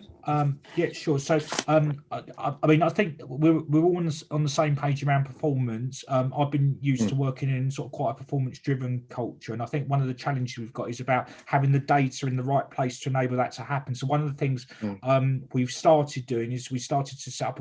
We use Pentana at the moment. You're probably familiar with that for casework, but it enables you to track performance. It's a bit of a clunky system, but we have started populating a performance dashboard around IE. It's been difficult because obviously trying to get trend information around reports, it's easy for some things than not. So for example, if we're looking at fly tipping, that's quite easy. If we're looking at fly posting, no one reports that. You just see it, or it gets reported as a casework item. So you get one bit of casework which might represent 30 residents, for example. So that's quite a challenge in all the areas. So that's one thing we're looking at. One of the things in terms of metrics, and you're right, I've said, well, what's the metric of a good partnership working? Well, that's like measuring things like how many partnership interventions we've done, the use of CPWs. Exactly, you're right. Then we are starting to look at measuring that, and also if we can say, well, actually, look, these are the things we want to try and achieve. We want to try and see a reduction in certain things. Then absolutely we can do that. Reduction in littering is really difficult.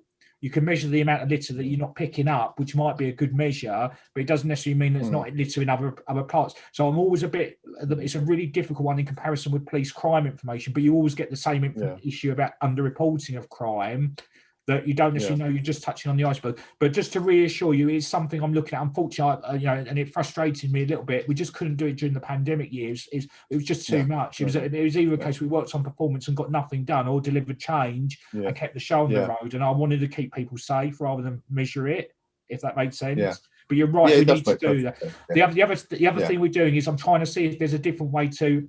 We're looking at a new system called eSINs, which is a pilot system. It's about collaboration. I'm looking to see if that would be easier to start capturing some of this information, because it's really clunky from Pentana. There's just one bit I just wanted to touch on, just in terms of pilots and projects, just to avoid any confusion. So integrated enforcement is not a pilot anymore. It's a way of working. It's fully established. There's been the cultural change. I've got the wounds. Everyone's worked with me. We've taken the teams through it. We're now sort of embracing that and taking it forward.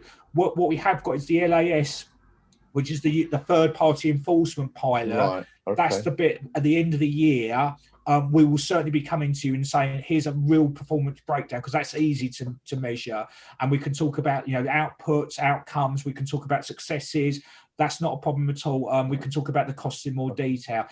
We're working through that process, because we're doing the contract extension, which we need to do now. There's quite some urgency around that for continuity of service. But that will be part of the performance report for that particular aspect. And then on drugs misuse, it's a real difficult one, because obviously it's not so much about the offences, it's about the reducing the harm. So what we're trying to look at is, and we try and measure around drugs detritus, which is a good indication. Now, if we can reduce drugs detritus, that would give an indication, and we do respond really quickly to it. The caretaking teams, street services are absolutely brilliant about doing it. But often we find that basically we find more drug detritus because we're putting people in those areas to go and collect it, and other areas are not getting reported. So we need to get better at encouraging residents to be able to report it and track it a lot easier. And Fix My Street, which one is what I think is a national system, is not the best system for doing it. So we're looking at doing that. It links a little bit. We know a lot of our drug detritus are on council estates, and as Councillor Smith alluded to, and we literally started some of the consultation work today informally, is about moving tenancy enforcement patrols to join safer spaces. And I know that's something particularly Councillor Stanley and Councillor Mardner, you were interested from a housing perspective. So we see that landing, the changes being made subject to consultation and union engagement in sort of September time, which will enable us then to sort of look at the issue around parking and the highways enforcement. But we do know drugs offences, recorded offences, I believe, have gone up. Some of that's down to productivity and proactivity. We went for a stage in the Met, coming back on my previous experience, we weren't searching people, we weren't going out and looking for things, so drug offences went down. Obviously, we're now going through a stage where people would, the BCU is really proactive, the integrated enforcement team are really proactive around drug searches and warrants. So you're more likely to find things. That means your crime figures go up because it's detected. What you also find is hotspots. Hotspots are usually police stations because the victim for drug crime is usually Regina, the Queen. So he has to be shown at a police station as well. So so if you see Plumstead police station flagging up, it's not a drugs den, it's just where the recording of the offences happens, just for information. But please don't get me wrong, we know drugs is a big driver of crime. We're doing a lot of work with Street Pop. The Safer Greenwich Partnership are doing a lot of work with the Westminster Drugs Project. And we try and doing as much as we can in terms of integrated enforcement where we've got drugs going on. I can't give a definitive, but again, we're trying to do as much as we can around it. Yeah. So just to finish off on the performance stuff, I think in the programme of work we've got a sort of a community safety performance management report scheduled for December.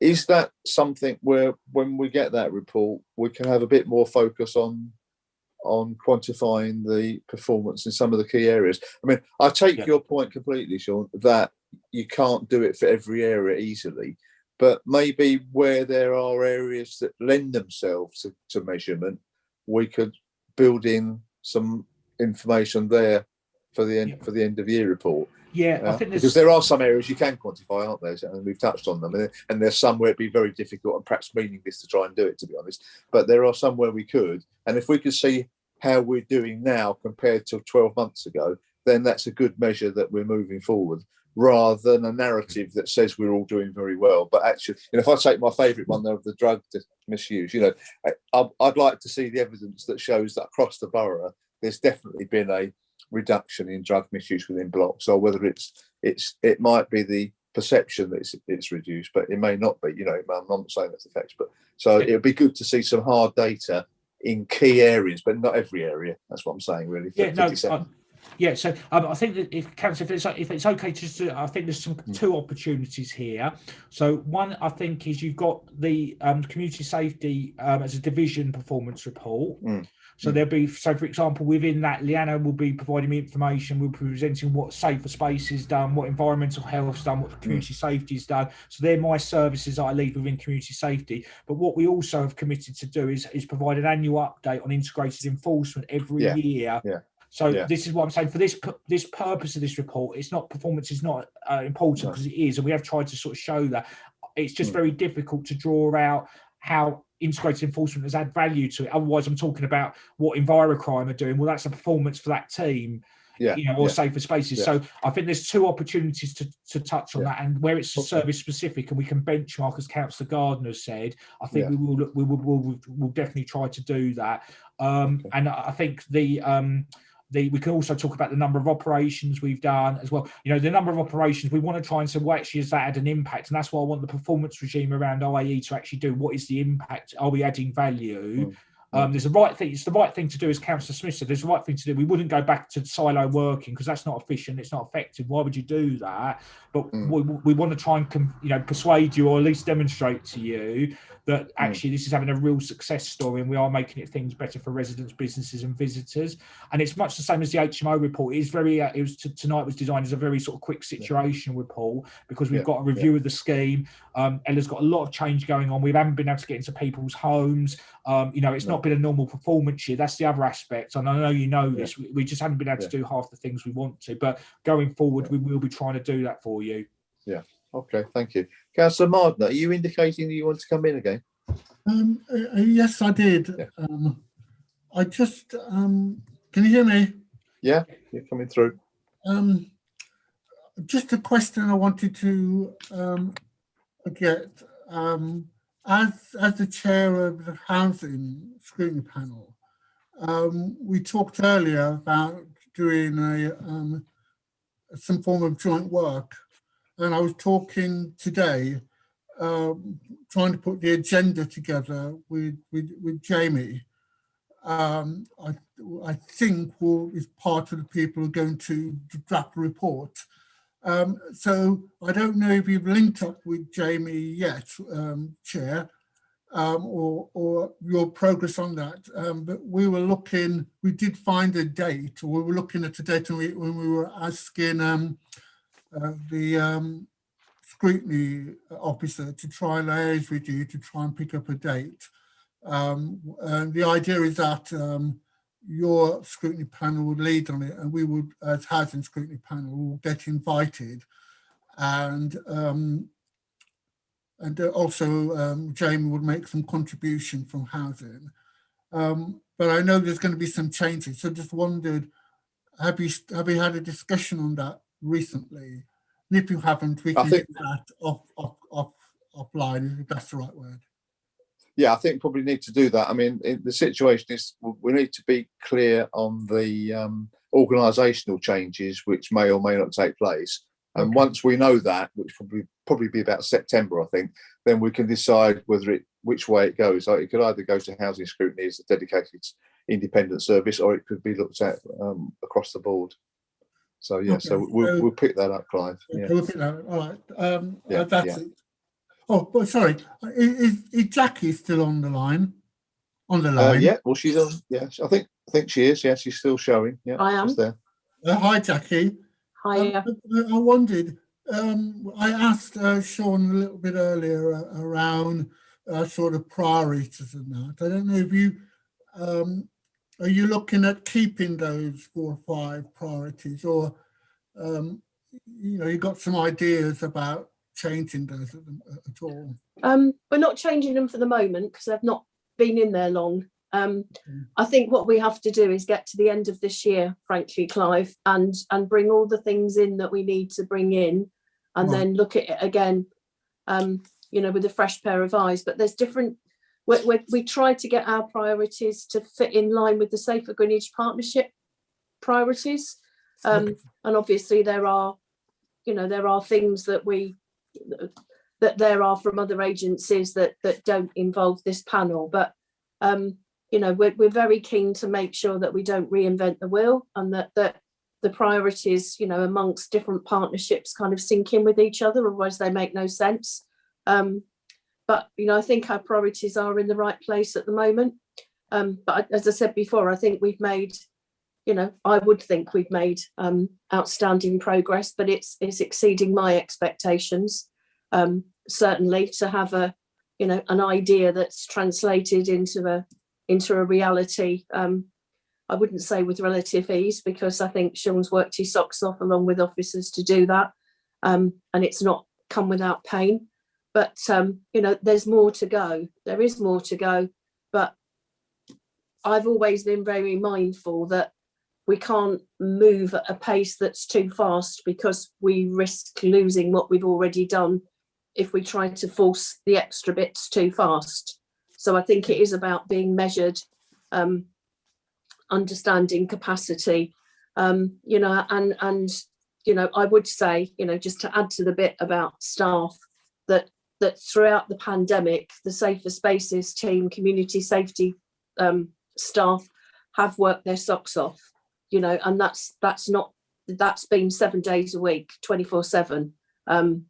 People have been out throughout bank holidays, throughout weekends, constantly, and it probably is one of the only services that provides officer presence over the weekend on a rota, so that if there is a significant incident, we've always got someone to deal with it internally in the council, and that's proved incredibly useful when we've had things that involve housing, involve other things, where we've got people in real time that can get information out over a weekend that would normally have to wait till a Monday morning.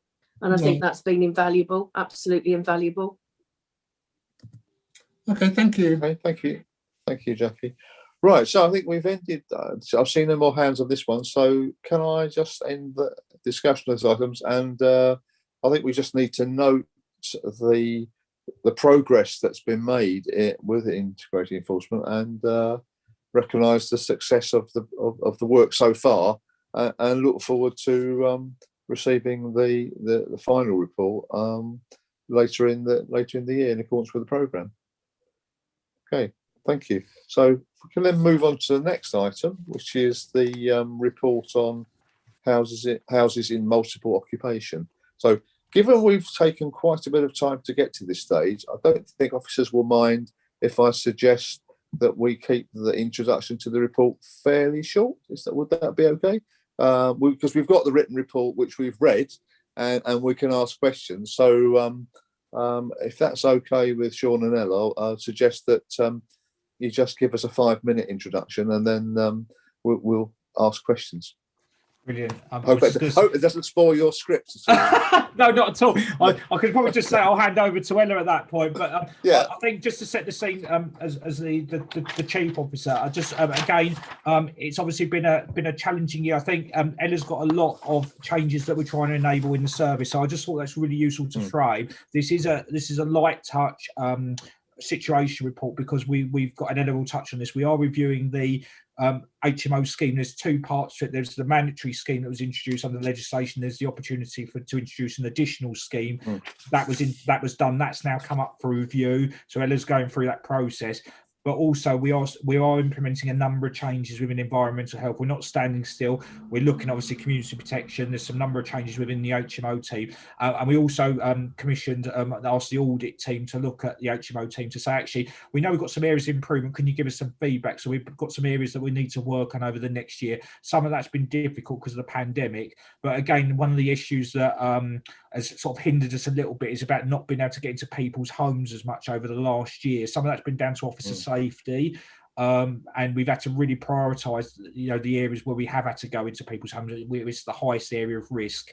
So I just thought that was useful to frame in terms of it's difficult to measure the performance this year and last year, but obviously we want to make sure that we pick up on areas of improvement. But Ella's going to just talk through the report in very brief terms, very brief, and I know it's getting late, Chair. So, is there anything you want to draw out particularly, just to say maybe around progress, number of HMOs, and the review? Yes, thank you, Sean, and good evening, councillors. I will keep it brief. One thing I will do, though, is just set the scene a little bit for you, if that's okay.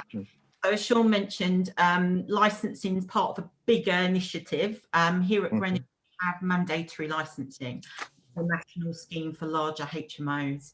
In October 2017, we introduced a localised scheme, which was for additional HMO licensing, which captures buildings, houses that are still used as HMOs but are smaller, encompasses flats, and allows us, to manage that. And then the third sort of licensing scheme that sits within that group is something called selective licensing, which focuses on private rented properties under a single tenancy.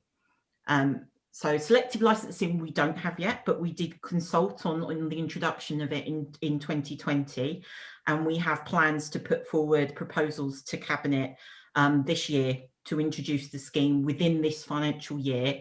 The date we're keeping a little bit fluid because of the pandemic situation and government guidance about not introducing new schemes during the pandemic. So that's the reason why we don't have a fixed date yet. So that's the kind of the framework it sits within. The legislation is the Housing Act, and I think just a couple of key themes that's probably worth me mentioning in my 5 minutes. The first one would be the common thing that comes about is who can be a licence holder will be for a HMO property, but also would apply to selective licensing as well. And it's a legal term, which is the fit and proper person test. But essentially, trying to think how best to describe this. Me and Sean were talked about this on several occasions, really, the best sort of analogy for it. The best one I have is for those of you who've been involved in planning as well, is this kind of, in favour of sustainable development. So it's kind of like in favour of the presumption is that we will issue a licence. and there would have to be exceptional reasons why we would not. And those exceptional reasons wouldn't just be that we've had reports of bad management. So if we've received neighbourhood reports of it, maybe the exterior of a HMO isn't particularly kept well, that wouldn't be sufficient. But legal action, successful prosecutions, a history against that landlord would mean they wouldn't pass the fit and proper person test. However, that again doesn't prevent us from issuing a licence. What it does is it requires us to ensure that the landlord employs a reputable management company to manage that property on their behalf. So that's just a common theme that comes up. I think it is a complicated issue sometimes, because we can't, on the face of it, refuse a licence. There's a lot of consideration that goes in there. We go a little bit further than some local authorities. So we ask for a DBS check, which not all local authorities do require. So that is a higher standard for Greenwich, that we're trying to encourage those responsible landlords and deter rogue landlords. There's been a little bit of an emphasis on performance tonight, so I think maybe my last couple of minutes, maybe I just touch on that, on some of the highlights in the report. I'm not quite where I want to be with our HMO licensing scheme at the moment, so I'm looking at an improved kind of performance regime and really setting some strong goals going forward.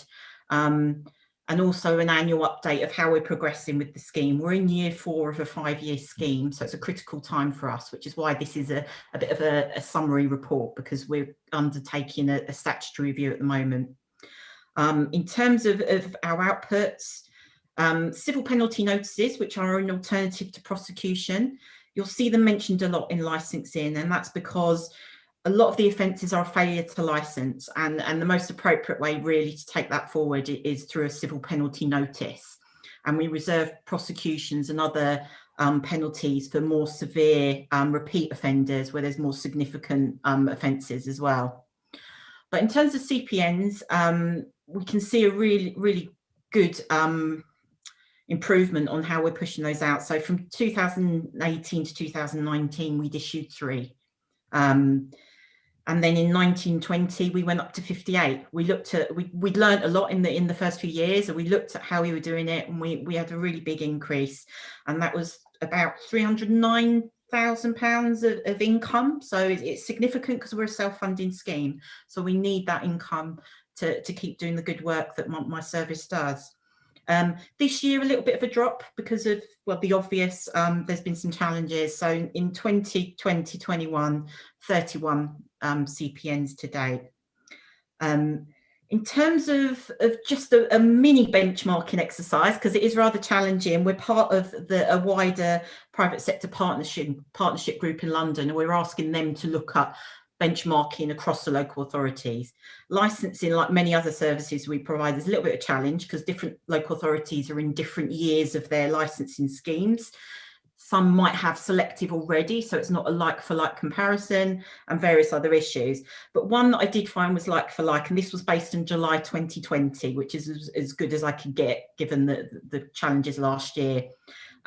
So up until that point in the scheme, their licensing scheme, like-for-like, they had issued 41 CPNs, and so we had issued 61 at that point. So we were performing pretty well there. Likewise, with their licenses in July 2020, Ealing had issued 806 and we'd issued 1,094. So we're performing pretty well where we have got a like-for-like comparison. Yeah, and lots more really to do. We'll be looking at that with the statutory review. I'm really keen on getting some other performance indicators about the real benefits of licensing. So we're looking at how we can actually engage with the tenants so they can tell us how they've experienced the benefits of being licensed. We get feedback from our partners, LFB. I did have a quote I was going to read out to you, but I won't go into all that. But, we've had some positive feedback from the fire brigade where there have been fires in HMO properties. They've come back to us where there have been licensed properties and said, yes, there was a fire, but the fire doors were there, the fire warning systems were there, and they were happy with the arrangements in place. So that's really important feedback that we need to be capturing in terms of performance. And I think on that note, I'll hand back to you all. Thank you. Thank you very much for a very brisk summary of your report. That was helpful. Thank you. Doesn't mean we won't detain you with lots of questions, but at least it reduces your introduction. So have we got any questions? I can see Councillor Marden's hand shooting straight up.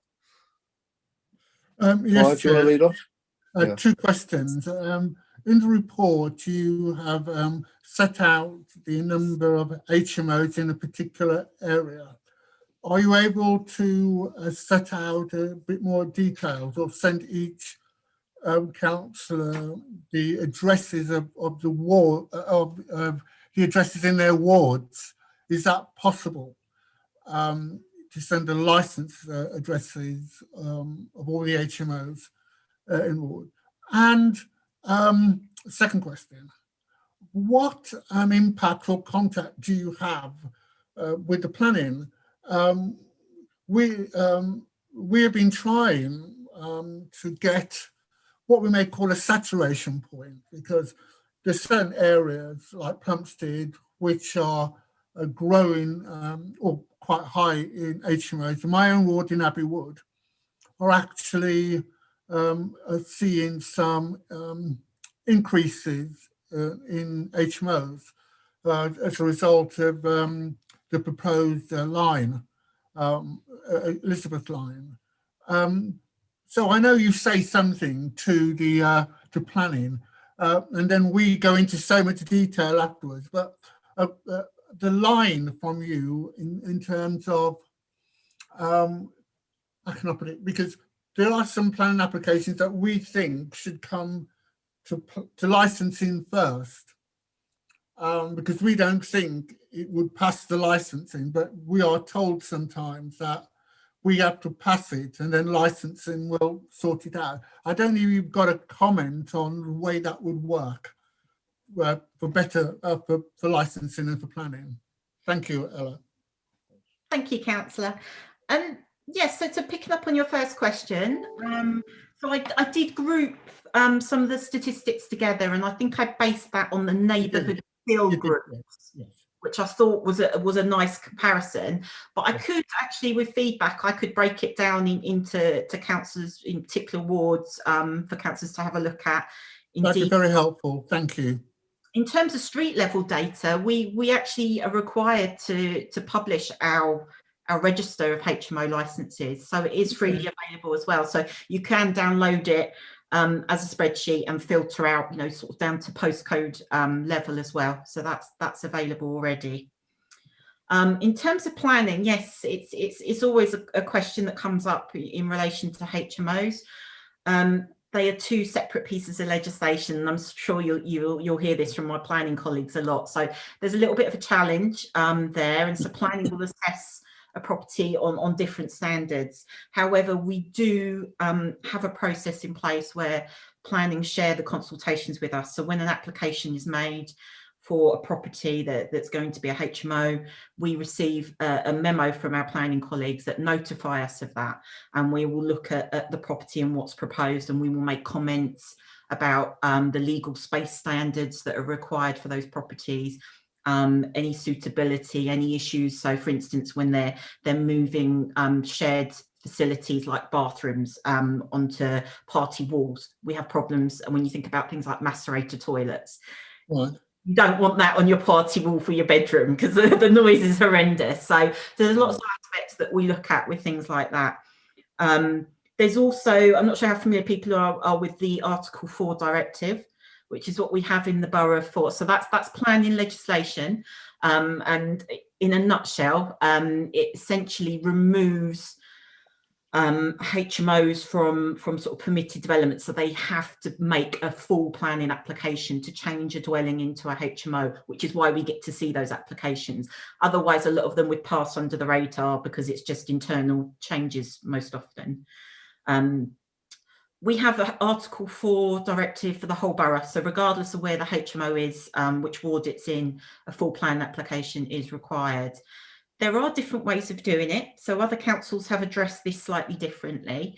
You can look at options where some local authorities, I think it might be in Enfield actually, again, it's in my notes, and I'm more than happy to share some of this afterwards. where they've said that there can't be more than, for instance, say 4 HMOs on a residential street in a row, or a maximum, there can't be more than, you know, a certain percentage of HMOs in any one given residential street.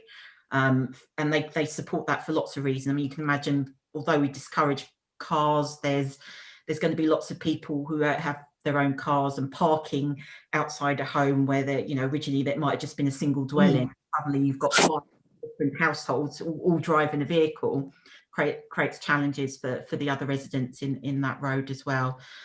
So yeah, so there's different approaches to Article 4. So that's where we most commonly overlap with planning, and we could look at other approaches for that as well. Hopefully that answers. Okay, I mean, yes, thank you.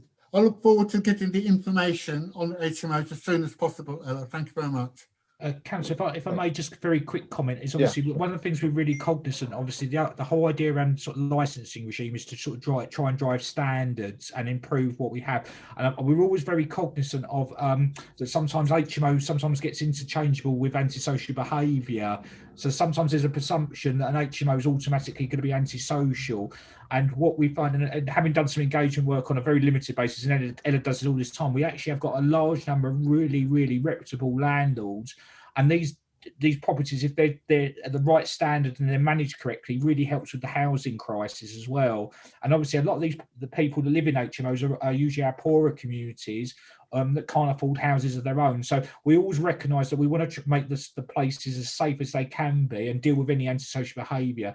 But we've also got to recognise that there are some that are antisocial. But we've just got to balance that off and not automatically assume. And I know none of the councillors at all, but it's just something in terms of residents. Sometimes it can be a case people think they're automatically going to be antisocial, and I'm not sure if we have got the data available. One of the questions we were sort of asked, throwing between us, was how many of our licensed HMOs have been subject to a complaint, because that would be a good performance measure to look at. Because obviously if that number's quite low, that would show the regime is tending to work. Obviously the concern we've got is all those unlicensed ones where we don't know what's going on, and that's what we need to focus on, as well as keeping the standards high. And selective licensing is exactly the same. How many private rented single tenancy properties are out there where we know are causing problems or antisocial, but we need to get in and drive those standards, because someone's living there, they might be facing hazards, but also those properties might not be managed right and impacting on local communities. So we just always try and keep a balanced approach rather than taking a presumption that an HMO is always going to be problematic. Thank you. Okay, fine. Councillor Gardner. Thank you very much, and thank you for the report. Like Councillor Marden, it's an area I've taken a great deal of interest in.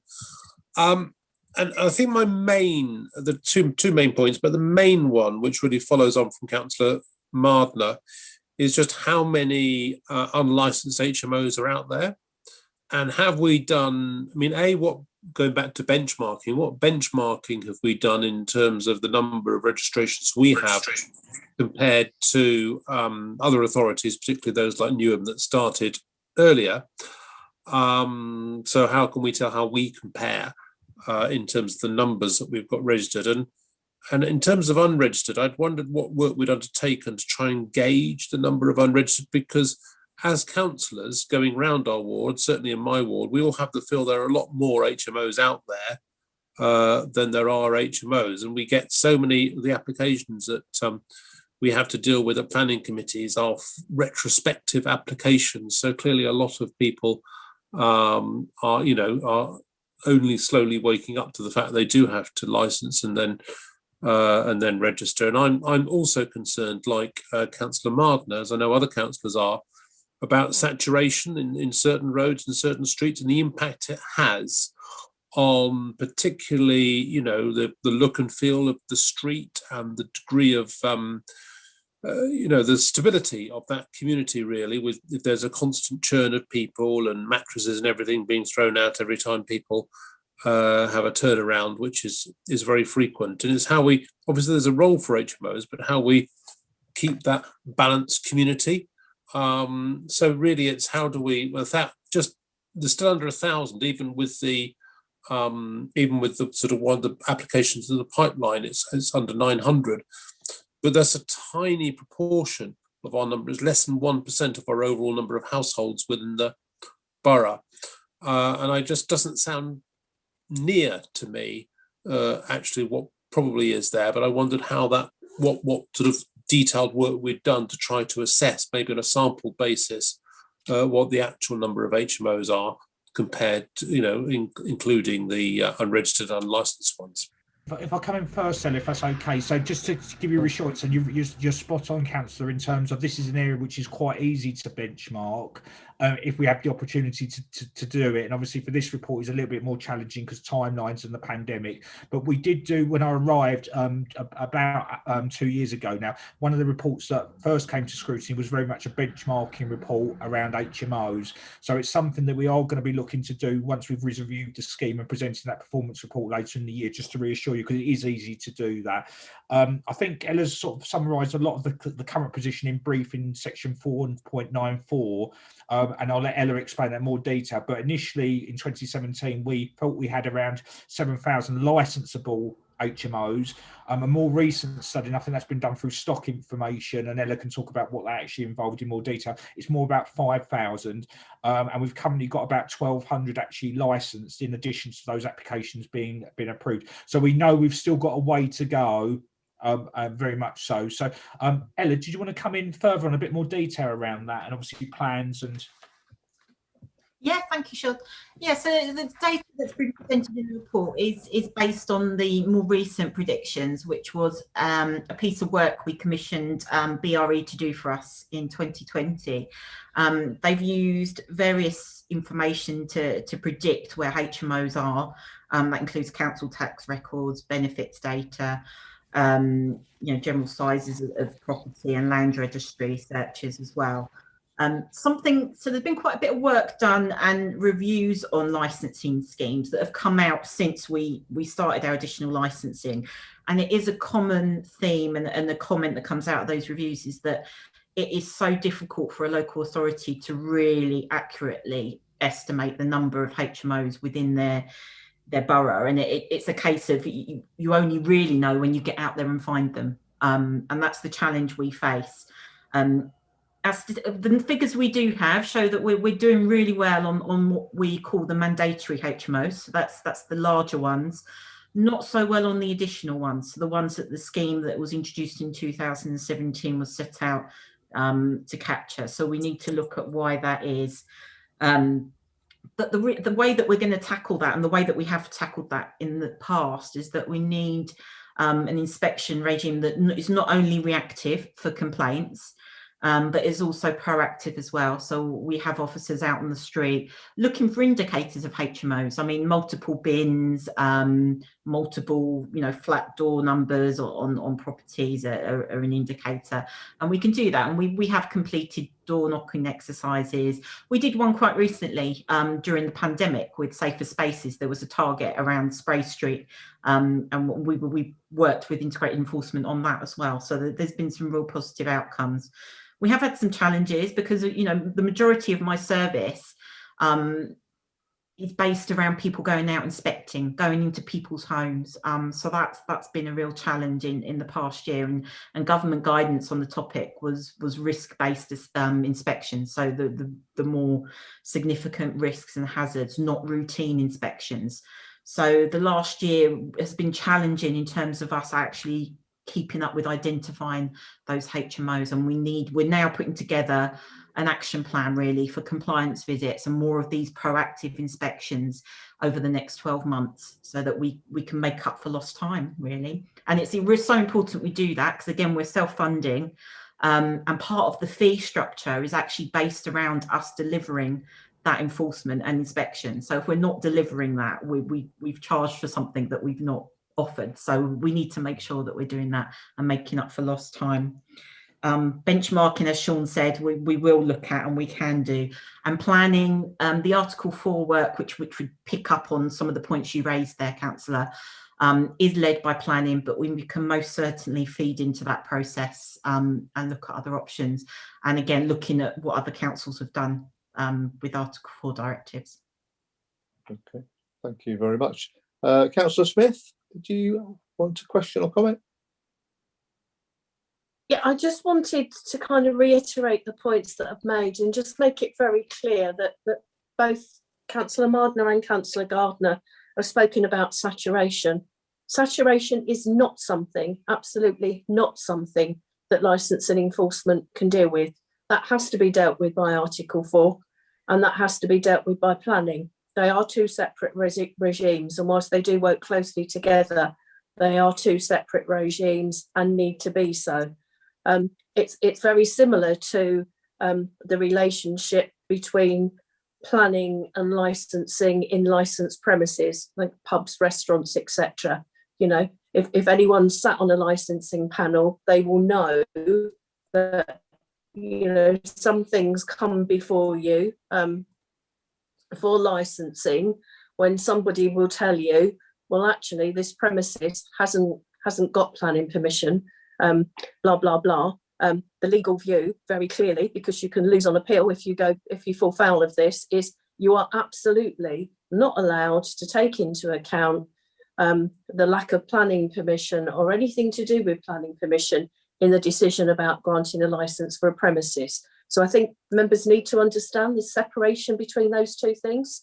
You know, HMO licensing will license HMOs that have either been given planning permission or exist having not received planning permission. And if there is an issue about, you know, unlawful conversion, then that has to be dealt with through planning enforcement and not HMO licensing. And of course, there must be some, we know there must be some that probably don't need planning enforcement because they converted before Article 4, but we just haven't got a hold of them yet. And with the best will in the world, we don't have enough officers to walk every street of every ward to try to spot them. We do rely on ward councillors to tell us, and lots of ward councillors do tell us, you know, that I think I've got one here, and you know, residents tell us in casework that, you know, I'm concerned, and people can, you know, easily look on the website to see if a premises that they're concerned about, that they think is an HMO, has a license or not, and we can take it further. But we do need people to be eyes and ears as well, because with the best will in the world, officers can't do all of that.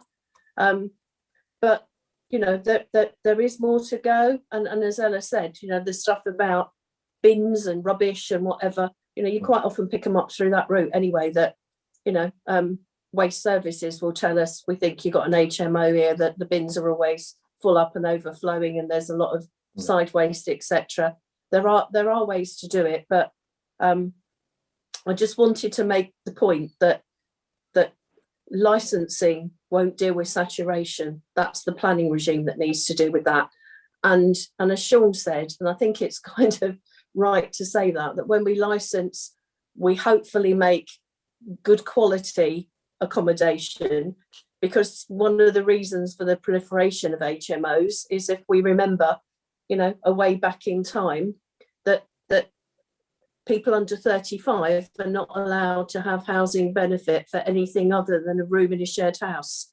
You know, the housing benefit won't cover a flat, a one-bedroom flat or a bed sit. They're only entitled to housing benefit for a room in a house. So, and if there aren't HMOs, then those people won't have anywhere to live. So I think, you know, always associating an HMO with antisocial behaviour is probably not the best thing to do, although we know it comes with a lot of them, if that makes sense. Thank you. Okay. Yeah, thank you, Jackie. Just picking up on that point before I bring in Councillor Kerr, would Sean or Ella comment on the fact that while this issue of the number of HMOs isn't an issue for us, it's a planning issue, is it something the planning department and the relevant officers are looking at, having a saturation policy, or don't we have one at the moment? Don't know if either of you can answer that. I'm not sure the latest position yet. I know there's been a lot of conversation. Ella, have you got a latest position on that at all? Does it link in with the local plan at all? There was part of conversation which included planning colleagues last year. I've not had anything further, so no. Okay. I can't provide. Okay, fine. That's fine. I mean, it's not actually, you know, as Councillor Smith has said, it's not an issue for us to make a ruling on. But I just wonder, view of the comments that have been made, we might want to add to our recommendations that we ask a question of planning for the planning scrutiny function to what actions are being considered at the moment in regard to saturation. I think it'd be a worthwhile scrutiny comment to bring that to their attention, because otherwise some of these points don't always get picked up in other bodies. So maybe we could do that at the end. Yeah. Okay. Fine. Sorry, Avril, Councillor Carr. Thank you, Chair. Just to touch on that point, my understanding is that there's very little the planning board can do within the framework of the local plan now. But as they're looking forward to the next local plan, those are some of the issues that they'll be working together with other departments to see, how they can assess. Now, I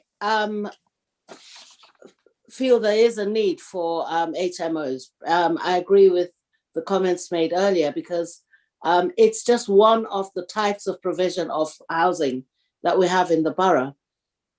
What I'm asking is, as a borough, do we use HMOs that are not licensed for things like placing people with nil recourse, or some of the other departments? Are we making it clear that if the authority is putting anybody in any property, that it's not funding an unlicensed HMO? Thank you, Councillor. Yeah, we have had discussions with our colleagues in the temporary accommodation team, and we do compare the registers of landlords, and I'm assured that all of the properties that they place any residents in are licensed properties. They're also part of another sort of London-wide scheme which is called Setting the Standard, and that looks at HMO properties that local authorities use to place people in temporary accommodation, and that is an additional level of kind of monitoring the standards of those properties that are used for that purpose. Can I just come in very quickly? I think that one of the main problems that we have, frankly, though, are other authorities placing their vulnerable residents in unlicensed HMOs in our borough, which I think is something that needs to be taken up with housing on a kind of London-wide forum, because Councillor Carr, when you were responsible for housing, it's very difficult to, a lot of the problems, it's the same with accommodation for children. When they set up it's not called sheltered housing, supported housing for young people, none of it's occupied by care leavers from our own authority, and yet you have them in some roads where they're very poorly managed, very poorly supervised. They're run by an organisation, and it's other boroughs that have placed their young people there that frankly are getting into trouble and causing antisocial behaviour, if not wider criminal activity, but they're just not supported properly. And I think it is an issue that we need to deal with across London, because there's too much moving around of people because they find a landlord that offers a per unit price that's a bit lower, and that's how it works, and they probably do it. I'm not sure whether other authorities, I suppose, to stop rambling, are doing the same checks that we're doing with our own people that are in need of housing. Thank you, Councillor Smith. Sorry if I just come in on that. The Setting the Standard scheme, so it's something that Ealing are coordinating across London, and it's set up primarily to deal with that kind of issue. So they hold a register, and they come to us to find out sort of what properties we're placing people in, where we've got properties we're using within our own borough, and where we're using other boroughs to place individuals. And then they're cross-checking that with licence registers as well. It's a scheme that's been bouncing around for a few years and has never got off the ground, but there's been a real push sort of in the last sort of 10 months or so to get on board with this. And I know that a lot of the managers who work under COJO at present, and I know Richard Parkin have been involved in setting the standard, and we've been there as well, just sort of as an advisory role for environmental health because we complete sort of HHSRS inspections of properties. So yeah, it's been tackled, but in the past, I think it has been a real issue. Just Councillor Stanley, if I just made one very comment just to articulate where not having a licensing regime does cause problems, and you'll probably experience this or know about, is short-term lets and Airbnb. We don't have a licensing regime at the moment, and that's caused a really big source of risk. So those properties, because there's not a licensing regime, and I know Councillor Smith has been looking at opportunities how we can lobby around that, but the trouble is we've seen a massive growth in use of Airbnb linked with drug supply, unlicensed music events, sex, vulnerability, vice, particularly during the pandemic. And again, having a framework would enable us to do something around that. And we have been trying to use other forms of legislation. That's why Ella's team sometimes have been used and diverted their resource to focus on risk from HMOs, because the greatest risk has been that unlicensed music event that's causing merry hell to residents in an area. But it doesn't mean we've dropped a ball or lost sight of the HMOs. It just sort of articulates having a regime is really good. It's the same as selective licensing. What happens in private rented sector we need to get into, and that might help us identify more HMOs and vice versa. Yeah, okay, thanks, Sean. Councillor Gard, are you asking another question, or is that your hand still up from last time? If that's possible, Chair. Yeah. Just I mean, I don't know whether I missed it, but I couldn't see any reference in the report to sort of energy efficiency, climate change, and so forth. Obviously, the issue about transport's been raised, but given our commitment, corporate commitment in terms of the climate emergency and our carbon reduction plan, has there been any discussion with the licensing team of whether we can adapt the licensing regime at all to encourage boiler replacements, retrofitting, energy insulation, and so forth? Is there, is there anything we can do on that, which again has a spin-off, obviously, then in terms of reducing energy costs for residents as well? Yes, we're exploring how we can introduce that into the scheme. So as part of the consultation for selective licensing last year, one of the questions we put there was about if we offered some sort of discount incentive for properties who meet above, who are above the required minimum EPC levels. So that's one option. That comes with a few challenges, because the more complicated we make our fee scheme, it becomes challenging. But we've also looked at, before the pandemic hit, we'd secured some funding from MHCLG to trial an innovative wireless sensor project, where we'd look at temperature and humidity in properties and how that links with, the poor or the better energy efficiency ratings. We then got options where, we're looking at the minimum energy performance certificate ratings that properties are achieving. The new legislation came in that requires rented properties to achieve that standard. And where they don't, there are enforcement options. And there's a bit of a partnership working there alongside trading standards and with environmental health as well. There are some challenges with the EPC scheme, though, because I don't know if you've seen some feedback, but actually people can invest quite a bit of money into improving the standards of their property, only to find they don't necessarily move up the rating quite as much as they would have liked to. But also, just in terms of any government funding that becomes available, we'll work with sustainability team and with some of the offices in Digital Greenwich to make sure that residents and landlords are aware of funding available there. And a lot of the time it's match funding. Landlords have to put some money towards it as well. Yeah, so yes, we're most definitely looking into it, and there'll be more work to come on that. Thank you. And I think, Councillor, just in relation to wider climate change and transport, as Councillor Smith alluded to, we're very cognizant about, well, what can we do around HMO licensing and the number of cars and how that fits with other strategies that the council are running and parking, for example. So it's something that we are looking at and doing joint work around as well. Fine. Okay, thank you very much. I've just got two quick questions at the end here. How do we publicise the scheme to residents so that they know about the requirements? And linked into that, do we monitor and keep records of the number of complaints received from tenants? Yes, so in terms of how we publicised the scheme, so when it was first introduced, we did quite a wide push across the borough for that, so that you would have seen it on buses, on sometimes on bin lorries, and then on our social media, as well as the public consultation that would have gone out, and notices in the local papers as well.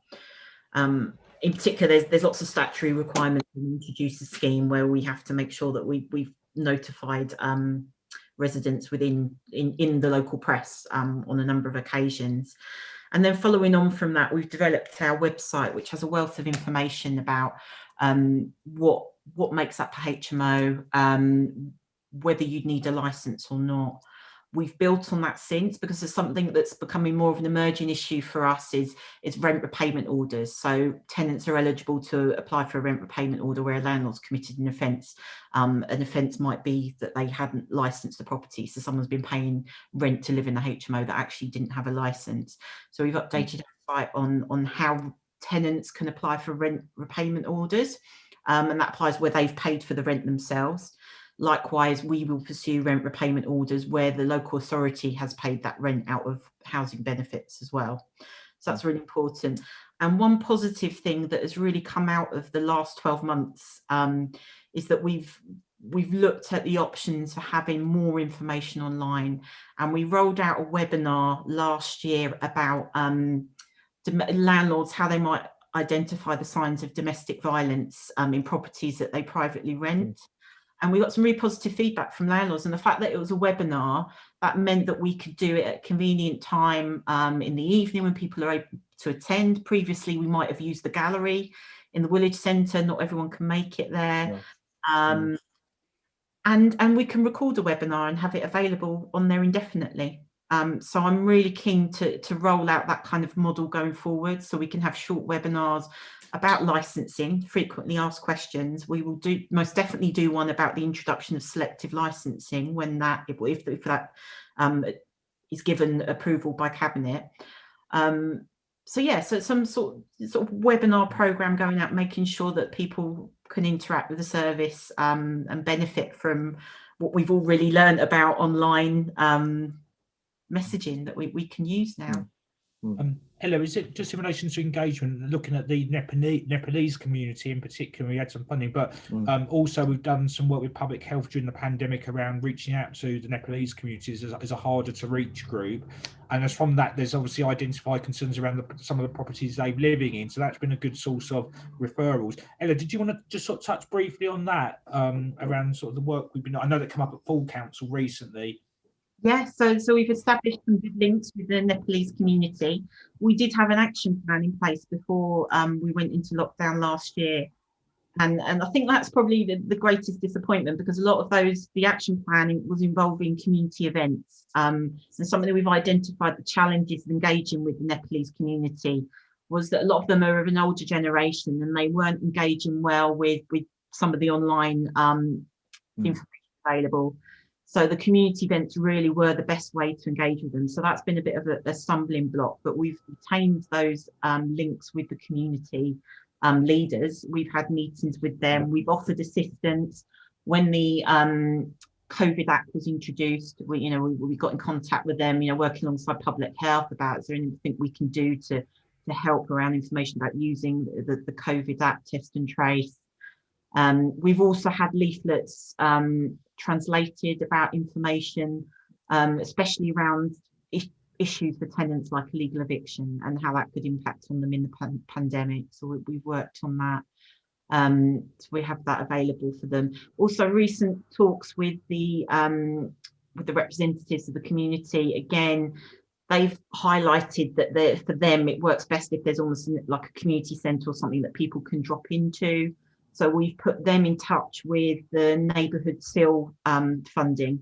So that I think they just missed this round of the money. So I don't know if you're familiar with neighbourhood SIL. So there's a pot of money as a group they could bid for to do some work. And we've suggested that would be a really good place for them to go to maybe secure some funding for some community facilities that they could use for that purpose. And we would happily, provide advice at those events as well. for the community there. So yeah, so we've done lots of good work. There's more to do with them, most definitely. So it's an ongoing thing. Some challenges that have been highlighted with community groups.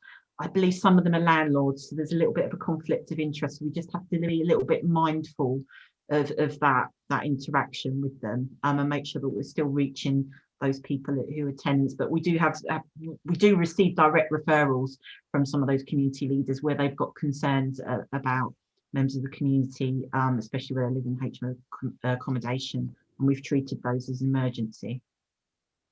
Okay. And do you actually maintain the sort of monitoring of all complaints and analyse them?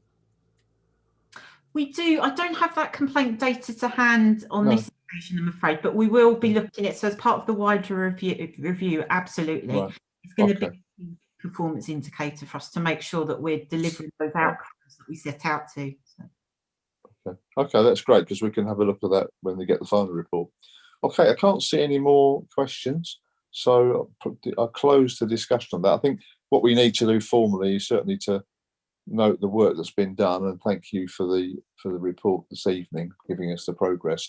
I just want to make two additional comments, which I seek members' views on. Is I was interested to hear that there is information available on HMOs on a ward or street basis. I just wonder, would it be a good idea, I'm looking for the panel to say whether they agree with me, would it be a good idea if officers were able to just notify members, by email, that there is information available and how they can access it? Because it's certainly, I know Councillor Mardner seemed to find that to be of interest, and Councillor Babasala as well. But it'd be a handy way of, because I didn't know that existed, so and therefore it'd be helpful. Sorry, Chair. Isn't there a list online of registered HMOs in all the wards? So you'd be able to identify which ones fall in your ward just by going online. Yeah, I just didn't know that, Avril. So I just wondered if there are. Yeah, so my point was just to give people a link to it, just to say it is online. Did you know you could look it up? May just be me and Clive who don't know about these things, but I suspect some of the other 40 so might miss it. So is that a good suggestion, guys, or not? Yeah, good one. Yeah. It's 10 minutes work. I was just to reassure my officers on that one. And the second thing is, I think it'd be worth us just in our minutes noting that the issue of saturation is something which should be addressed in a revised borough plan, not for us, but just to flag it up so it goes to the Director of Regeneration and the Cabinet member. But is that worth doing? Chair. Yeah. Thank you. Okay, so with those, just a very quick comment if I may, just in relation to the communications piece, because I just thought it was worth noting, because we do get some inquiries now and again about notifications when we get applications for HMOs, and I just wanted, and unfortunately our process doesn't really lend itself to let ward councillors know when we get an application, and obviously we're very conscious of any potential conflicts of interest, so we do have to follow the set process. But I just thought it's worth letting you know, as well as the information we can give you about where the list is and the research, but unfortunately we can't. Obviously, there's a practicality to it, but also there's obviously a process to it. Yeah. Understood. Yeah. Okay. So with that, can we move on to the final item? So this should just be the work programme if I'm on top of this. Yes, the 2021. Well, we had this report as a draft last time in February, so that's now gone forward to ONS, and it will be going to the annual council meeting. But we've also put in a schedule of dates now for when we're hoping to get reports. And you'll all be delighted to hear that performance monitoring of services is highlighted. So we're going to have 3 special meetings for each of the main services to get into the detail of that over the course of the year. So I think obviously we'll be able to pick up some of the issues we covered tonight. So if I can ask you just to note that that programme. Yes, Clive. Sorry. Clive.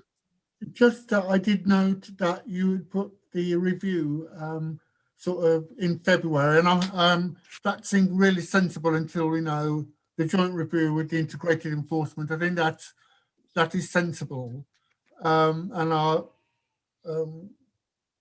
because we still don't know how that's going to go, so we put it further down at the end of the of the agenda, and hopefully Nas and Raymond and can note that as well. Yeah, that bit that was what we put that in. Yes, that's fine. Yeah. Okay. Well, thanks for that. That brings us to the end of the meeting. So thank you for everybody for attending tonight, and very helpful. And thank the officers in particular for providing comprehensive information, and look forward to seeing further reports in the next 12 months on some of the details we talked about. So yeah, thank you, and Okay. good evening.